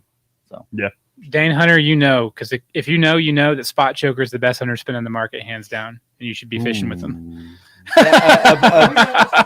Ooh. Sorry, I'm just biased. I'm a Steve Pinkston believer. Oh, I'm I biased to I- Rob. Yeah, I'm I biased to Sugar Rob Bills. Williams. Pinkston makes a good bait. Speaking of being spoiled for choice, we do have a lot of excellent local bait makers. Oh, here. dude. Yeah. I mean, guys that just Yes. kill it. We were talking about Trickster over here, and now he has one of my favorite local stick baits, the tamale. One, because one is a great lure, but 2 is the tamale. Like that's You- fantastic, You and Jeff Nail, man. right? You see that comment about G-Man?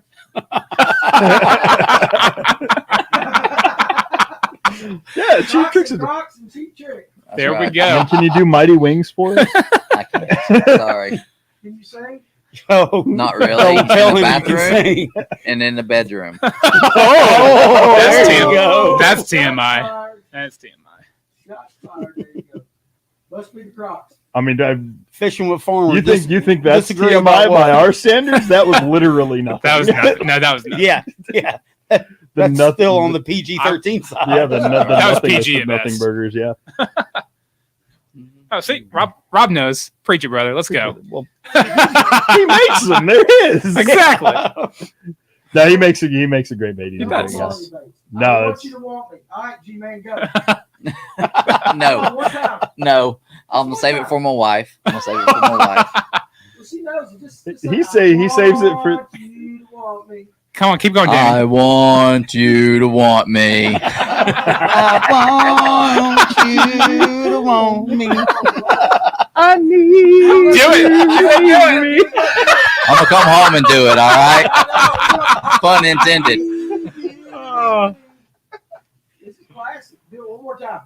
Give us one more. I want you to want me. He's thinking about Guys. Come on, baby. Paul, we're gonna need you to clip that later and just save that. Yeah, that's amazing. Monotone. That'll be the TikTok video tonight, right? Let's The go. TikTok video. Going viral. It's going viral. I feel like that's what I'm saying when I'm like out there jiggling. Oh, yeah. Jiggling the drop shot. I want you Yeah. to want Shaking me. the shake. I'm shaking the shake. Shaking the shaky head. Oh, this is sad. the milkshake version.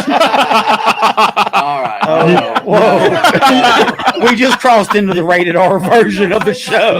You got something that borderline brings it- a certain borderline it up. demographic of people to the yard.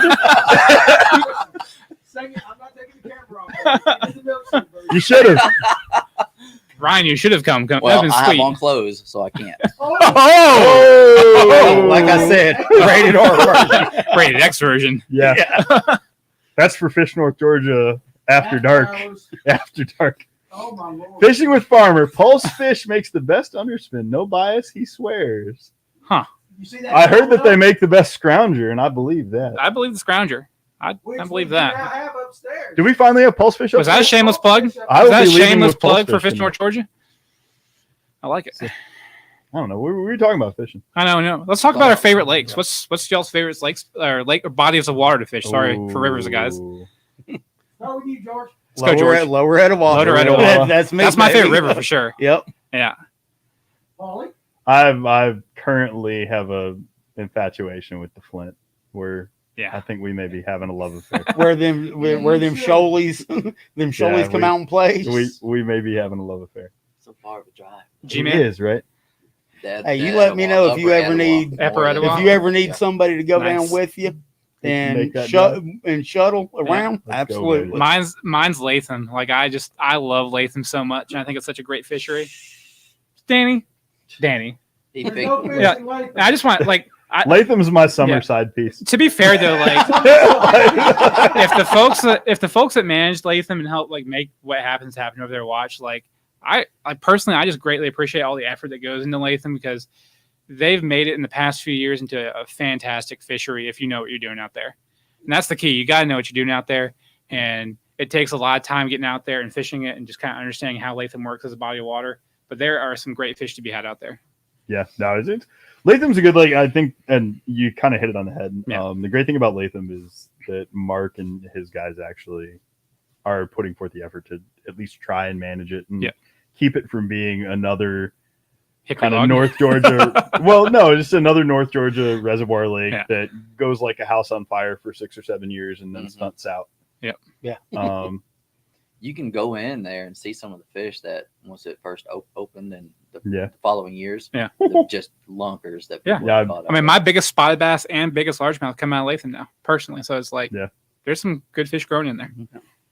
Latham's, I think, one of the few reservoir lakes that you can get like a Lake Lanier caliber spotted bass. Yeah, I agree. Now you There's can some for sure. tanks in that. There are. Absolutely. G, favorite body of water? He The said upper it. ed- the Upper Etowah? Yeah, Okay. upper You're Yeah. lower, he's upper. Yeah. I Yeah. like the upper. I like the lower better. Upper's fun though. When we fished the Upper Etowah that time, I had never fished it before. Mhm.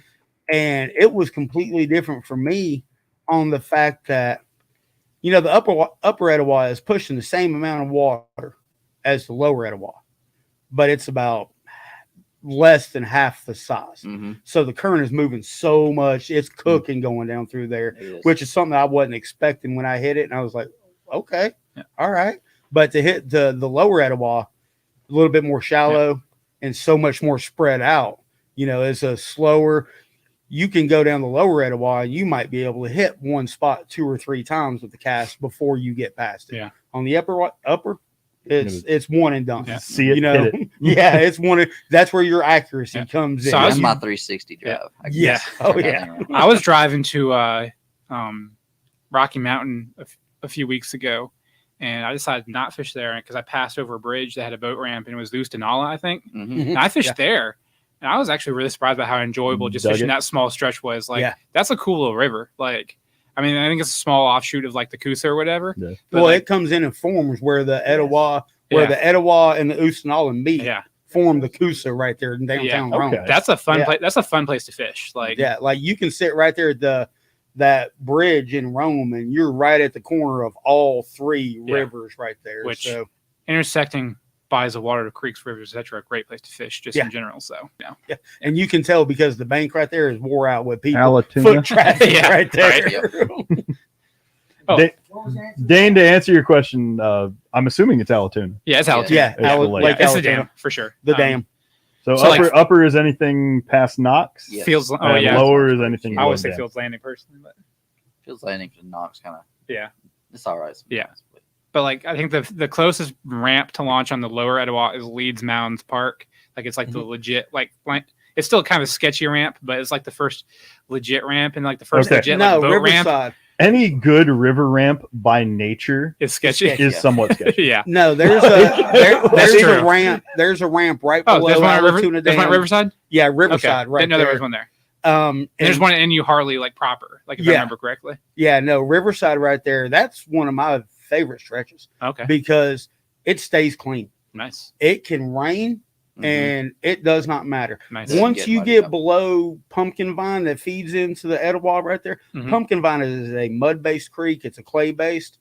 It can rain a quarter. It can sprinkle, and it's going to muddy up and shoot all that into the Blow out. That's lower good to know. Etowah. Bring Yeah. the Float bring the down knowledge through there. there. It's like Well, yeah, you can see it on. You can see it on Google. Batman. You can see it on Google exactly. Earth. You can Yeah. see the separation on Google Yep. Earth when you look at it. But that Riverside Dam below the dam to Thomas Wyman, Yeah. that lowhead, Yeah. it never gets dirty. It never love- gets filthy. I love fishing that dam right there. Yep. Yeah. And it's Craig Dye it's showed me that amazing. spot, and it's been great. nice. Yeah. Especially when they're pumping water. Yeah. They're pumping like 6,000. Mhm. You can get out on the bank right there, and they'll just pile up.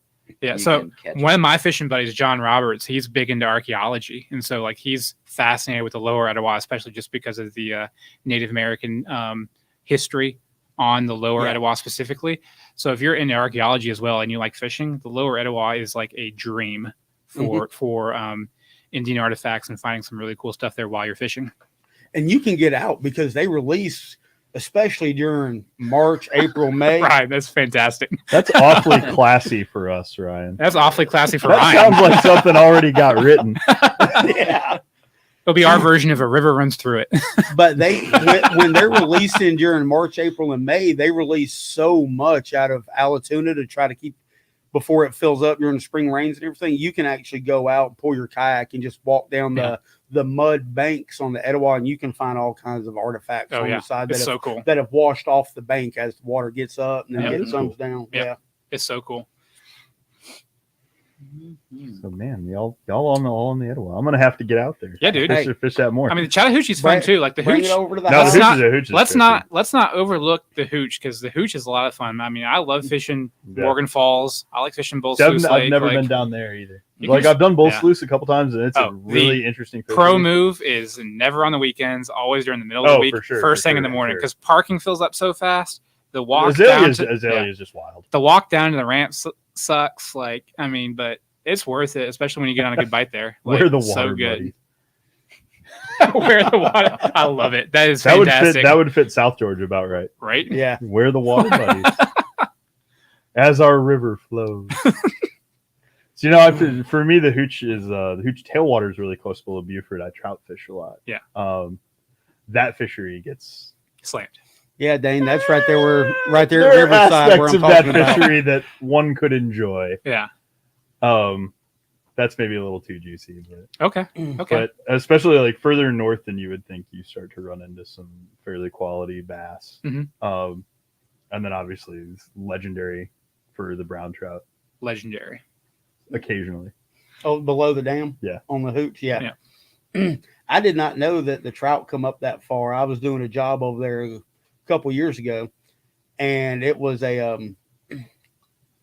warranty work, so I couldn't get to the job till 9. Yeah. Daylight at 6. So I was loading the kayak up, getting there at 6:00 in the morning, putting in and trolling around and trying and catching, and hooked into a trout right there. Right there at Buford? Yeah. Oh yeah, man. I had no clue just because I never paid that much. That's where the attention truck to it. dumps them, Well, that's baby. like- Yeah. That's like one of the best reasons. Like if you've never fished the Tennessee River, to go fish some section of the Tennessee River, like up north of Chattanooga or whatever. Mhm. You can fish trout, stripers, smallmouth. Like the Yeah.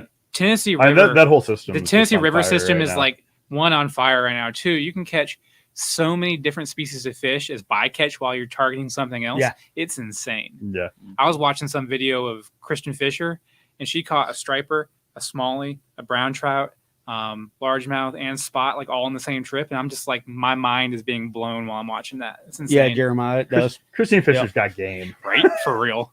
And, Like- and what's great about the striper and stuff, and even the catfish, and the Etowah, they'll get in those shallow water, Mhm. and you can see them, Oh, yeah. and you Yeah. can tell how big they Yeah. are. And a lot of those striper are over 20 pounds. I'm out there. Women, I'm out there on the lower Etowah with my friend Sam. He's on a paddleboard. He has a super rigged out boat, 14-foot Rackham. We're out there floating, and we see the water's crystal clear. And he sees these fish. He's like, Nathan, these monster fish down here. I don't know what they are. I can't get them to bite anything. And I float over them, and they're like monster river horse or whatever, just sitting there floating along the bottom. They're huge, and there's like 10 of them right there. It was nuts. I was joking with a guy about that the other day, like how many of the gigantic brown trout on the tailwater are actually just like red horse suckers. Yeah, because they'll stack up in some of those tailouts, and there's just 20 of them. Yeah, and they're 18-20 inch fish. It's like they look big. The last time I went up Little River, I launched from Little River Marina on Alatoona and went up river, and I got into Blankets Creek. And I got into a gar breeding ground. Oh, yeah. Yeah, man. I'm talking about fish almost as big as my kayak. I saw it was insane. Yeah. That's something I want to do on the fly rod. That just looks fun. Gar fishing? Yeah, man. I'd like to do it just like I've seen people throwing out a whole bluegill on a circle hook and just waiting for gar to. Oh, we got a need on the Flint. We have Bonita Whopper plopper. That's amazing. Yeah. Yep. Just like brought it right by them, and they when they feed, they slash. Mm-hmm. Mm-hmm. And so you got to kind of get it in there because their eyes are on the side of their head. They don't really see well directly in front of them, which is kind of counterintuitive because you put a lure right on their nose, and that's where they lose sight of it. And they're like, all of a sudden they look confused. They're like, oh, where did the food go? Yeah. But if you bring it by the side of them, they'll slash to the side. That's good to know. It is a lightning quick movement, and it is something to behold. What's Ryan Sheffield saying? Anytime we want to float from Pine Valley and Lumpkin County down to my house on the Etowah before you tunnel, I'll pick you up and take you back. That's good to know. Yeah, finish it. He won't float, but I'll pick you all up. up. You'll float just fine, float big just boy. fine. Get him a tube. We gotta get him in a Hobie Pro Angler 14 360 drive. He'll be just fine. Yeah, I done the tunnel trip. I don't know if them chicken legs would be ready to like paddle that Hobie. Had a gar grab an 8-inch glide bait. That's impressive. Quick way to surprise lose me. $170 bait. Yeah, tackle up. Oh, you swim bait guys. Insane. Bucket trip in the kayak. Each one of you probably got your own bucket trip. Yep, I do. Yep. 100%. Well, what is it?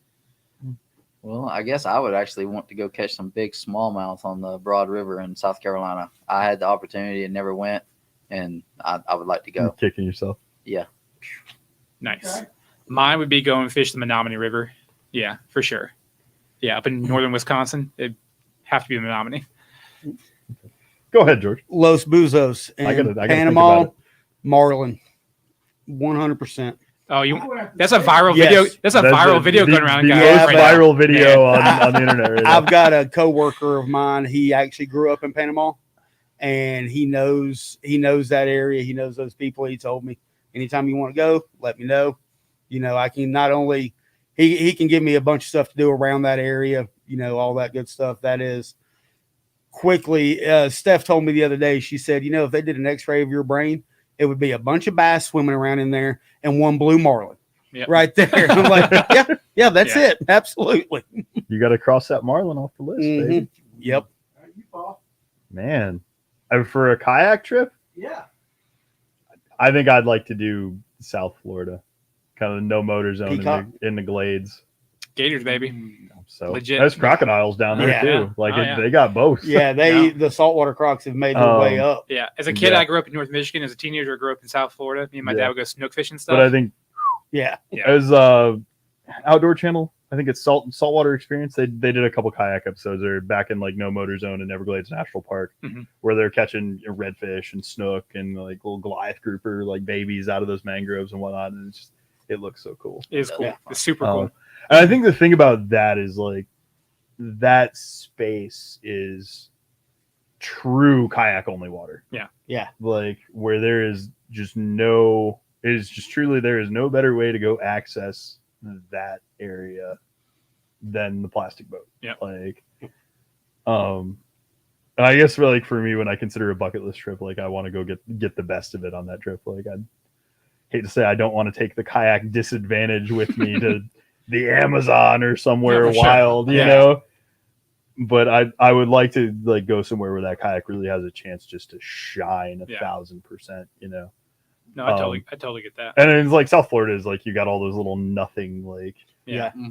every ditch is full of fish, Yeah. right? And you got all the little canals and whatnot where you can kind of really get lost and go experience kind of the full advantage of what the kayak brings to the table and catch a lot of different species. And now, like, I'm thinking about it now, they've got the peacocks are really well established. You get guys catching snakeheads and cichlids and knife fish, and it's just become this menagerie of. Ask Jeremiah. He just went down there for his birthday. It's become this just menagerie of crazy fish species. Yeah, it's insane. I was fortunate last year. Steph, being the great woman she is, she allowed me to cross off a bucket list trip on Valentine's weekend. We drove down to Miami, and I got on peacock bass down there, 7.25 pound peacock bass. My first trip down, I was that was an awesome trip. So. Another bucket list for me. Justin Speaks would know all about this. Is fishing the Susquehanna. Susky. Yeah, that is. Do you want y'all the, Southern is it the coming up. Susky Musky, or For y'all- are you looking for something else? Yes, the muskie and the smallmouth. Like y'all don't like. Man, Southerners don't know. Muskie fishing is just the fish of 1,000 casts. Like it is. Yeah. It's wild. Well, I think the thing about that It's is like addictive. it's visual, right? Yeah. Like, a lot of the times you see him, like there he is. Yeah. Man. Oh yeah, To be peacock towed is around by a amazing, 40-plus Jeremiah. inch muskie in a kayak would Yeah. just be a dream.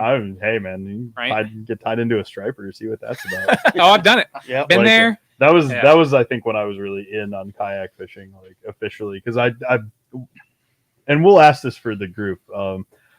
I got into kayak fishing. I was out with a buddy of mine and another friend. We were fishing at night, striper fishing, big boat, and I was kind of on the fence about it. And the other guy said, I fish out of a kayak and I don't really like it, but it gets me out there. Mhm. It gives me an opportunity to chase them, and that kind of lodged in my head. And I was like, I like to fish. I'm tired of standing on the dock or waiting for the core to pull the lake down so I can walk around a little bit or whatever. Whether or not I like the kayak part, I know I like the fishing part, and that's going to expand my world in a good way.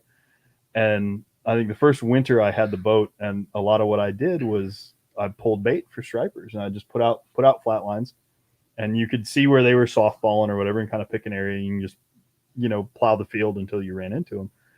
And I ran into a fish and just bent the rod in half, like straight back rod holder, and I got the rod out of the holder and got it in my hand, and I realized, man, he's pulling me. That fish probably pulled me 200 yards. Yeah, and it wasn't even a big fish. Like he was 6-8 pounder maybe. He's an okay striper for what we had going on at Lanier at that time. They're getting bigger. We're finally thankfully we're starting to see some more teeners and some of the 20s Starting to make you come back a little bit. But it was that was cool. Yeah. That was an experience that I would not have had in a big boat. And getting to really see them like come up under the boat and just like go wild. Yep. In a way that they wouldn't in places that you wouldn't be. And that's when the kayak really started to stick for me. This is cool. Like I like this. And then recently river fishing more and more, like that experience and the places that you see, especially you go down south to Okmulgee or the Flint. Yep. You get on those shoals and it's just the fields of lilies. Yes. Yep. Beautiful. And there's just nothing like it. Yeah. And it's for the most part it's pretty quiet unless it's a Saturday. And it's just you get to see a side of kind of that area and that river that you don't see. And it's just a part of the world that not everybody gets to see, and you can kind of internalize how special that is. And I know I'm waxing poetic. Oh but, yeah, no, that's great. Like you mentioned, you've only been kayak fishing in but yeah, years, like, right? George, how did you get in Yeah. the kayak game? What made the decision for you? Bought the house on New Harley Creek, and at first when I bought the house, I was thinking to myself, because New Harley Creek, a lot of people don't know this, but it's got an 8-foot deep vein that runs pretty much right through the center all the way as far as I've been up and down. So I thought to myself, man, I'll be able to get a flat bottom up here, no problem. This is back before, I really knew a whole lot about the Etowah and all that. So I borrowed my neighbor's kayak, who just happened to be a coworker of mine. Didn't even know he lived over there. Borrowed his kayak after about a month of being in the house and realized I couldn't get a flat bottom up there because there's way too many shoals and stuff. And got floating down through there and realized, okay, kayak's where it's at. If I want to take advantage of the water I'm living on, kayak is going to have to be where it's at.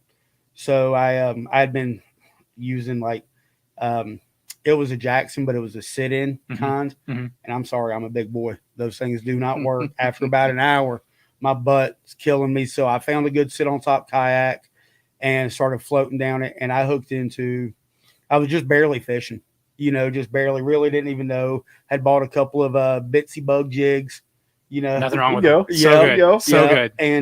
And was hitting the lay downs and stuff like that. Cause I've always just known you cast around trees that are in the water. Yep.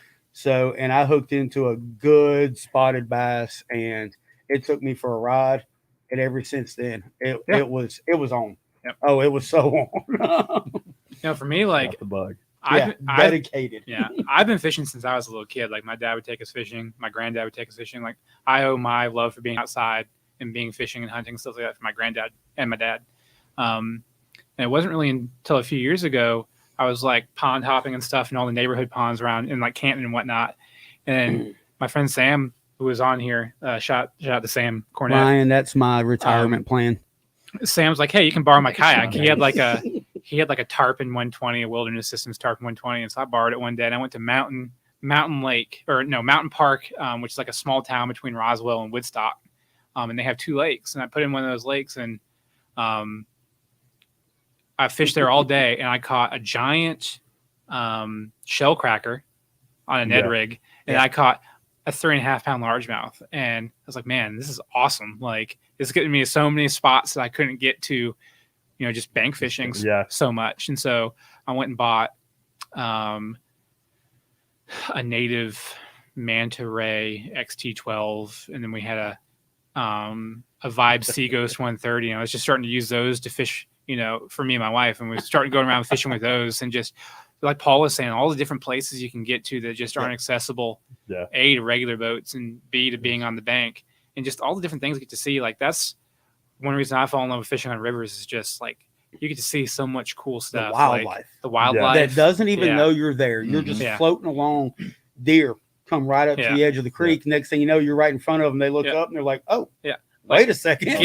Getting skunk sucks, but like getting like a day spent on the water just floating and like is the best thing in the world. It's just cool. It's so cool. Like I'll be sitting in the middle of Hickory Log, like down by the dam, just in the middle of open water, just sitting out there and like, this is the coolest freaking thing ever. And I get to do this now.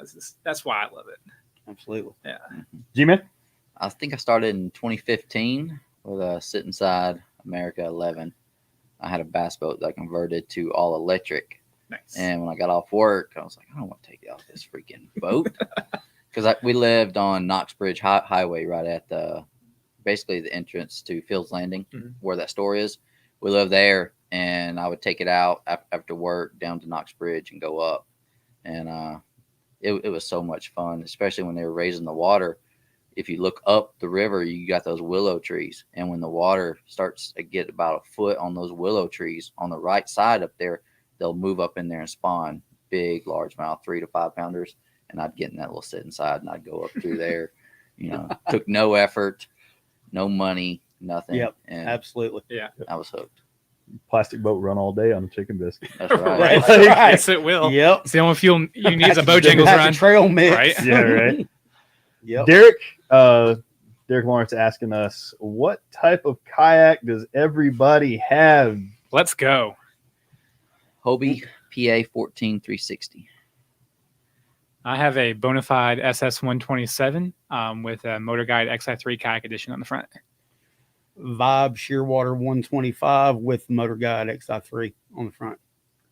I'm a New Canoe Pursuit with an XI3 on the front. Motor junkies. Oh, We're getting some shade. He's walking out on us. Paul, in my opinion, has one of the best river kayaks ever made. Fast as Like, G-Man pedals. You know what's funny is I'm not in love with it. Oh, I love it. I think that's a great boat on the river. I wish it was a little shorter. It's 13 and a half feet? 13.6. Yeah.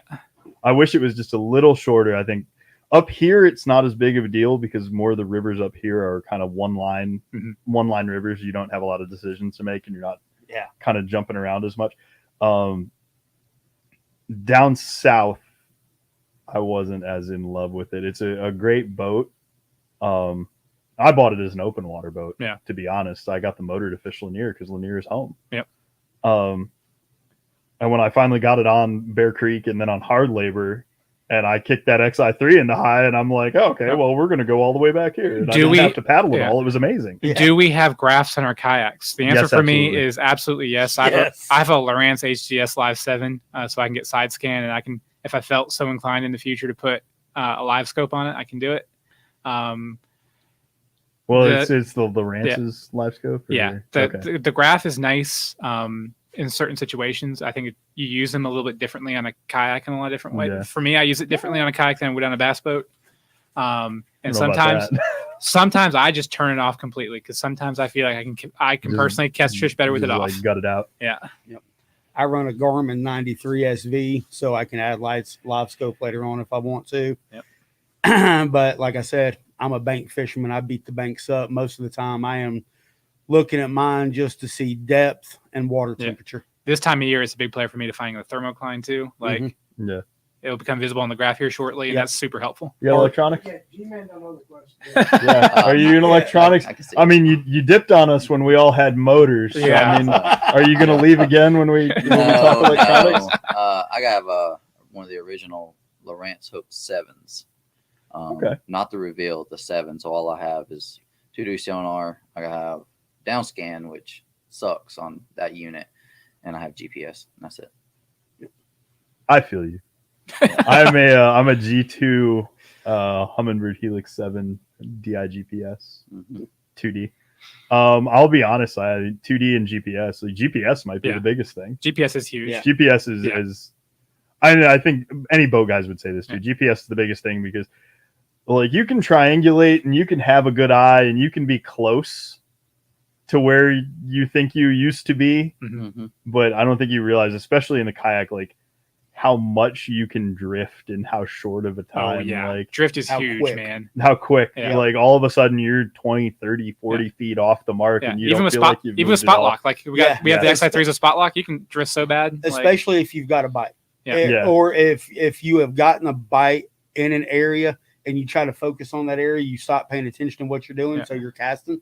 Next thing you know, you're 20, 30 yards you're away. not You're even like, close "Oh, anymore." wait a second." Any issues with snakes? I have never had a problem with. I mean, I like grabbing them out of the Yes, water sir, farmer. when I am. know what they are. Okay, so Like- speaking of issues with snakes, last Sunday I'm on Hard Labor Creek. I don't have a problem with snakes. You have an encounter with a critter? I will pick up a snake. If I am on land, I will pick up a snake. I will move them around. I have no problem. I have chased down 4-foot timber rattlers in my kayak so I can video them crossing the lower Etowah. Like I've done it. For some reason, last Sunday, there was a black snake, king snake, whatever it was, coming across Hard Labor. And I thought, oh, I'm going to paddle up here, get a couple pictures of him. And he wanted in my kayak. And I wanted nothing to do with it as being in my kayak at all. I picked up my paddle. The tables were turned. Oh, how are the turntables? I felt trapped. I guess it's because I felt trapped. Normally, I would have reached down, picked them up, and took them on over wherever he needed to go, gotten them out of the road. I beat that thing with a paddle, and then he tried to, and he wouldn't leave. He come around the back of the boat. I was swinging the paddle backwards, looking at him. It was ridiculous. And the funny thing is I had my phone out because I was going to take pictures of him. So as I'm swinging this paddle at him, I've still got the phone in my hand, and I've got like 17 pictures of the paddle in my hand and my fingers and everything else. Except in Alabama. Snakes on a Does plane. fishing from a kayak affect your rod choices? We Yes. talked about this a little Yes. bit earlier. For me, it's were we on the air yet when we talked? I don't know. No. That's a big yup for No. me. Lots of times I'll go down to power if I feel like it. Like, for me personally, when I set the hook hard, and especially when my nose is pointed at the fish, I will move my kayak a good bit, and that affects the hook set.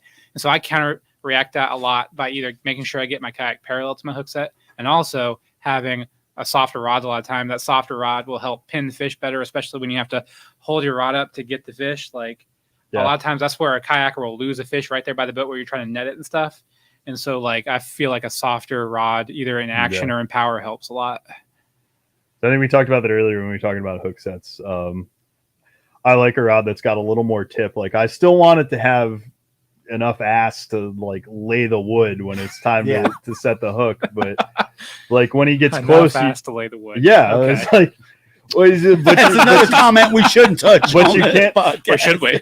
It's like so many rod manufacturers now though are so in love with like the fast bordering on extra fast tip because anglers just think that that's everything.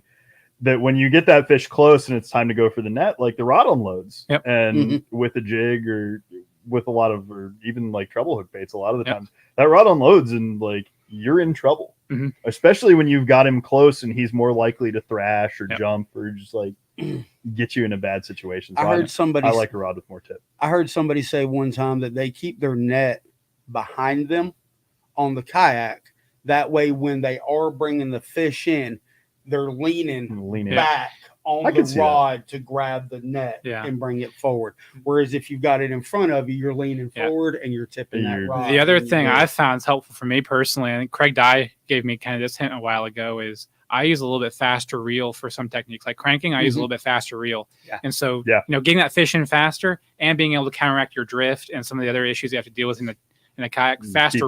Keep him loaded up. Faster reel helps a ton. And the type of rod. Farm, it's tougher to boat flip them when you don't have a 96-inch deck to flip them on. You got a 34-inch deck, and only really 30 inches of that is landable area. Yeah, dude. Kayak flips only. Let's go. I feel you though, farmer. I boat flip a lot of my stuff. G-Man's like, where are these? Yeah, but G-Man's gonna catch enough fish to where if it flips out the other side, he ain't too worried about it. Hi, Andy. Any of you guys have a kayak and a boat? I do not. George does. Yeah, George does. Yep. George is I bought my boat this year just to get better at kayak fishing on big lakes. Which is really weird. Yeah, it is, but I am dedicated. Did you take it down to hard labor? The boat? Yeah. No, because it's a gas motor. You cannot have a gas motor, even not putting it in the water and just. Is it transom mounted? Your gas motor, or is it? It's transom mounted. Okay. Yeah. But you cannot. You can. Is it tiller steer or is it? You can't even have a gas tank. Yeah. On a boat at all. But is it like tiller steer where you can take it off pretty easily? No. Oh, okay. No, it's. Gonna say it'd be cool to have. It's a boat. It'd be cool if you had like a 14 or 16 foot John boat where you put tiller steer on it, so you could swap out an electric tiller steer with a gas tiller steer. That'd be sick. No, I started to go down there. I was actually going to be on the hard labor Saturday when Paul was down there fishing it, and I found that mouse, Danny. There you go. Sold the boat because he stopped you to Andy. Yeah. There we go. I was like, we said a second ago, like a kayak will run all day on a chicken biscuit. Yes, sir. Chicken biscuit and Red Bull. Yeah, Red Bull, baby. E0's been pricey for a minute. No, I mean, I think kayak fishing's gotten super popular in the past few years, and it's about to go. I think it's about to take another jump here shortly. Yeah, for sure. Yeah, probably. Yep. Well, I think like more and more people just they're getting into it. It's a popular thing, and I think a lot of people too. Like after you get past the like floating and drinking beer phase, you're like, oh well, what do I do now? Yep. Yeah. Well, and you have all these like if you're in Canton, I mean, you have 2 electric only reservoirs like within 10 minutes. That's insane. Like. Well, Ken, you've got Latham's right there, Hicks close, like running up to Rome, like isn't a huge not a huge deal at all. Like Etowah's right there. Like, even driving over to Dahlonega to fish with Werner ain't bad. Yeah. And if you guys like fishing for yellow perch, is Werner and Dahlonega is like if you like catching yellow perch, great panfish lake. Like I caught a perch on Oconee a couple weeks ago during my tournament. Really? Yeah. One of the few fish that actually landed. The rest of them all jumped off on Oconee though. Yeah. Jeremiah wants a tarpon in a kayak. On a crankbait. Any of y'all motor guys try to pedal yak first? Bias, but pedals do the job without all the added weight and problems with motor and battery. I've had 0 problems with motor and battery, and I love my motor kayak. And I have pedals also. My Bonafide SS127 was $2,000 cheaper than a pedal kayak, so. Dude, I think that'd be a good question. Yeah. Have you done the motor kayak and when you went back, or I've never had a motor on my kayak. Never. A Hobie Pro Angler right now. A Hobie Pro Angler 14360 retails for about $5,600 right now. A Bonafide SS127 is $1,700. Plus my motor, which is $1,200, is still significantly cheaper. Yeah. So for me, like it's your battery too. Like battery was $400. So So you went I on the- demoed on Go the ahead, George. cheaper side. Yeah. Sorry, you It's went not you good. on so the cheaper side for the battery. when you're saying I've got an amped outdoors 60 Okay. amp hour battery. It's plenty. Okay. Yeah. It's absolutely plenty. All right. And it fits inside a Group 24 battery box with a fuse sitting on top of it, so Mhm. it's surge protected. If it's a nice compact package, fits in my kayak perfectly. Like Okay. it's fantastic, Run you all day. and it'll run you all day. Okay. 2 days, honestly. 60 amp hours will run you all day because Yeah. I went straight to the 100 amp hour. No, just 60. because I saw that's what everybody else. Yeah, it's a lot of little other people over. went. That's great for tournaments and stuff, Mhm. like for Yeah. multi-day tournaments. But a 60 amp hour run you a day to 2 days, no problem. Okay. I mean, if you're really gonna let it eat though, and like motor everywhere all the time, like, Yeah. I could conceivably see like running down a 60 in a day, but you'd have to be You'd have to be. on and on. Yeah. Okay. Ohm's Law, I actually demoed a couple of pedal boats before I went with my motor boat.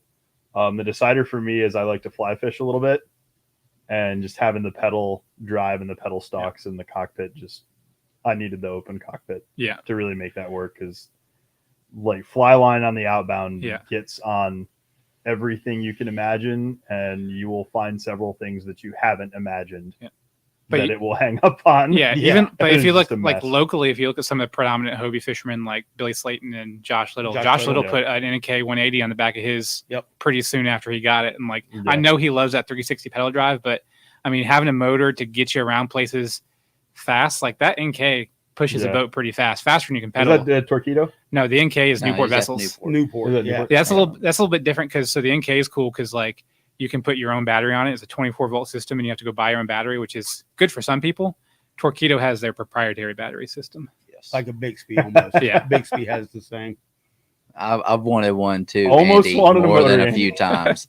I'll be way away from the ramp, and I'm like, I wish I could just break down and make Yeah. myself get a motor. But I think can't do the other thing too with it too is like you got some time, like if you want to rig while you're Yeah. running or But that's- whatever. yeah. That's the other good thing about kayaks. I'm too dumb to like Yeah. pedal and tie a knot at the same Yeah. time. I don't especially see when that the as- wind's yeah. blowing too. Yeah, Oh, I don't see that yeah. as being a There's- thing I can pull off. that's what's awesome. I love about kayaks is I bought my kayak with no intention of putting a motor Oh, on it. me, same way. But you can rig it and really expand your fishing platform as you grow as an angler or as you grow in the sport of kayak fishing. So it's like the world's your oyster with kayaks, man. Like it's awesome.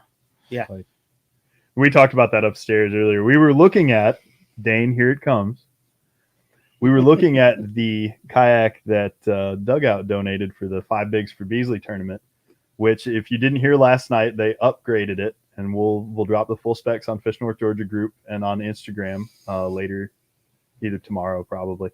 They upgraded from the Passport 10 to a Compass 12, which is, I think, Hobie's entry level fishing kayak. It's Yep. got the 180 pedal drive, and I mean, really for a starter boat, I think it's probably about as much as you could ask. And Yep. for the price of a raffle ticket for the tournament is Awesome. an unbelievable value. Oh yeah, it'd be And incredible. it's, again, just huge of Jamie and the Dugout crew to donate that for us. I think those raffle tickets, Danny, you said 1 for 20, 100 for 6 or 7 or 1 something. for 20, Yeah. 6 for 100, 7 Yeah. for 100. Guys, if you are interested in that at all, if we've Yeah. piqued your interest in kayak fishing, Yeah. that would be an amazing way to Yeah. get started.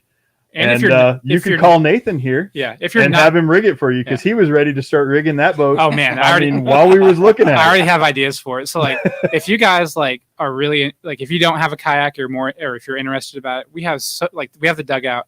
We also have some other great shops in the area. You have Westbrook Supply Company, Fletch and Mike down there are Fletch and Mike. amazing.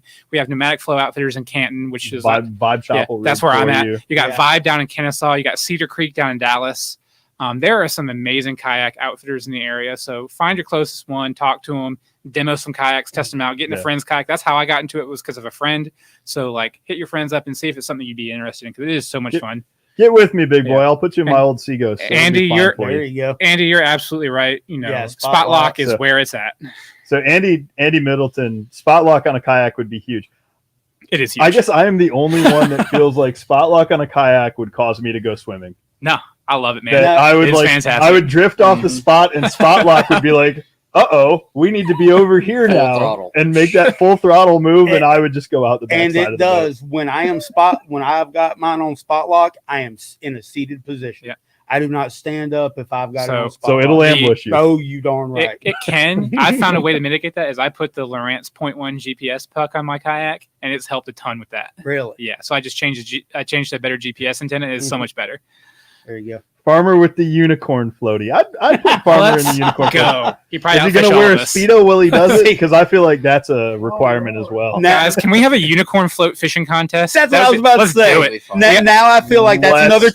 tournament. I want to do two. I want to do two tournaments. I want to do a unicorn float tournament, and then I want to do like a kids Disney Zebco's 33 tournament. The Barbie doll tournament. Let's go. The Mine's Barbie gonna be ride. Spider-Man though. I'm not fishing Barbie. I'm going Frozen. I gotta find. I going would have Frozen. to find a Snoopy.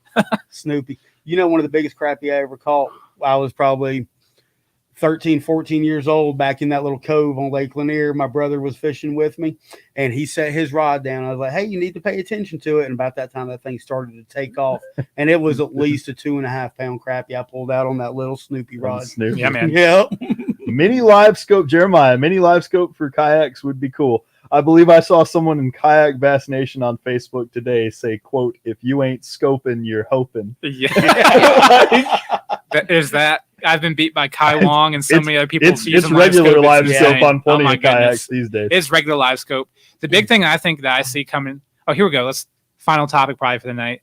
What do you see as like a big technology specifically for kayak fishing coming out in the near future? And for me, it's kayak specific transducers and cable lengths and stuff. Like all Yeah. these companies will start making more stuff specifically for Just like kayaks. Motor Yeah. Guy just Yeah. came You know, out is with- I actually talked to Bill Carson about that. Yeah.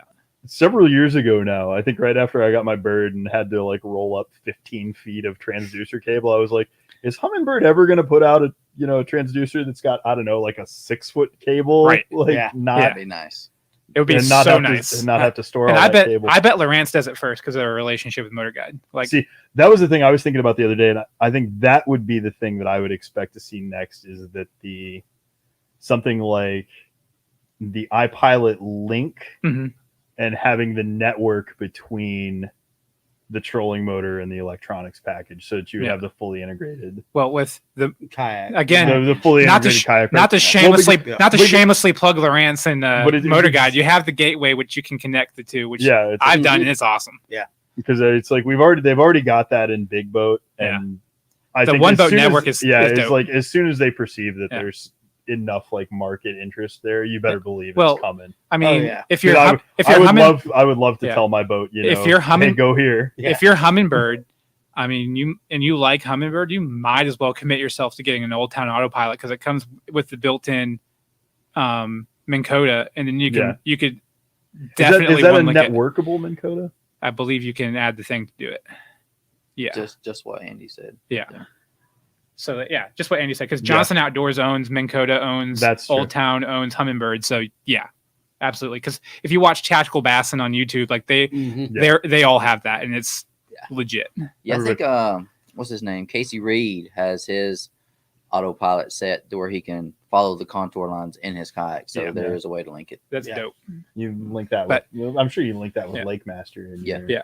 And that's the other thing too. If you get into kayak fishing, the other thing I really like is I use Genesis C Maps Maybe because they Raptors have the would come. community mapping program online, so you can join that and you can download. Like I've been able to download maps for Latham and for Hickory Log, which has Yeah. been really really cool to have because it's helped out a lot. See, now does the Lowrance come with maps already installed? in No, it? you can just because that was pop one in of pop in an SD card with whatever you like. okay, that was one of the reasons I went with Garmin. 'Cause Yeah. it already comes with lake maps downloaded onto. Yeah. And that's why I went with So- Lowrance because I want to be able to choose what I personally wanted, right? Yeah. And so having Genesis C Maps the community maps is so helpful for me personally, just because I fish a lot of places that don't have Shark native floaty. maps. I like the shark better. Yeah, shark's cool. Hey, shark floaty. Hey, unicorn, shark float, or one of those little Shamu Yeah. whale floats. All three of those will be accepted in the tournament. So Make a Jeremiah, hydro wave for kayak fishing would be interesting on a place like Well, Latham. Jeremiah, I was watching. I was down at Westbrook Supply Company talking to Mike and Fletch, and they're doing a ICAST build off against Danny. What's that kayak rigger that's huge into it? I don't like rigging. Oh. You've asked the I love wrong rigging. person Yeah, by looking at me. I love kayaking, so they're doing a big kayak build off, and I will bet dollars to doing it. So it'll be there will be a hydro wave on there. There'll be at least 2 graphs. There'll be 2 different motors. It's going to be insane how much money they put onto a plastic boat.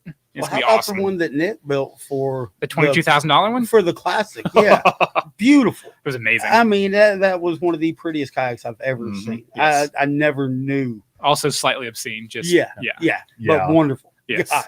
A lot of stuff to put on. Just so you know that I'd do it. If I had the unlimited monies, I'd do it. Yeah. I guess I don't Yeah. know. I feel like, and I'm not a minimalist by any stretch of the imagination, and the people that fish with me would tell you so. There is a point though where it just becomes overkill. Like, It does. and a lot of people say, "Oh, I got into kayak fishing for the simplicity," as they get in their boat with the Torpedo and the XI3. That's and my a 10-inch exact, that's my drag. exact response. It's Is just so laughter. much. It's so much easier. You're like, is it though?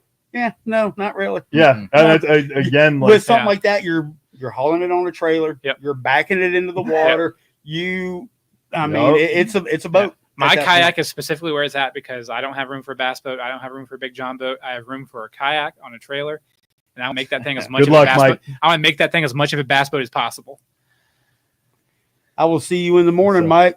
Oh man, I got an hour drive back to the house. Thank God I'm already rigged up. Got the trailer sitting there. All I got to do is hook up, go to sleep Oh, for so about you're- 2 hours, and drive on home. you're way better than me. I'm a Yeah, I still I'm a wouldn't be I'm a rigged up pilot yet. all in there in the morning, and I don't know. Am I Just willing figure to it out when throw you're on the this? water. Yep.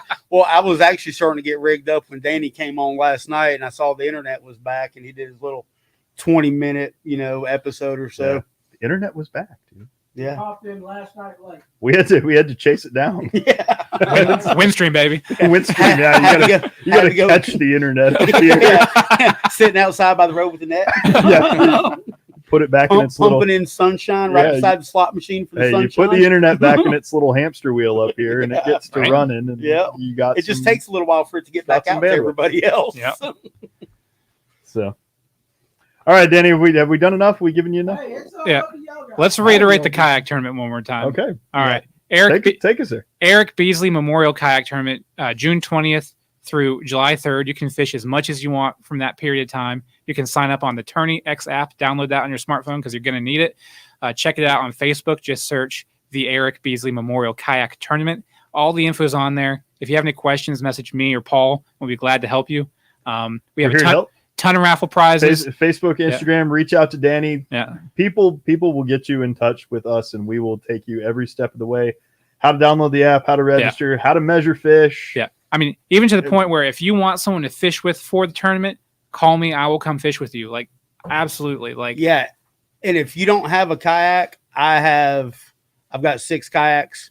I'll be more than happy to loan one out to somebody who wants There to you go. join in on the tournament. Jeremiah Let Giles. me know. Jeremiah, you want to jump in?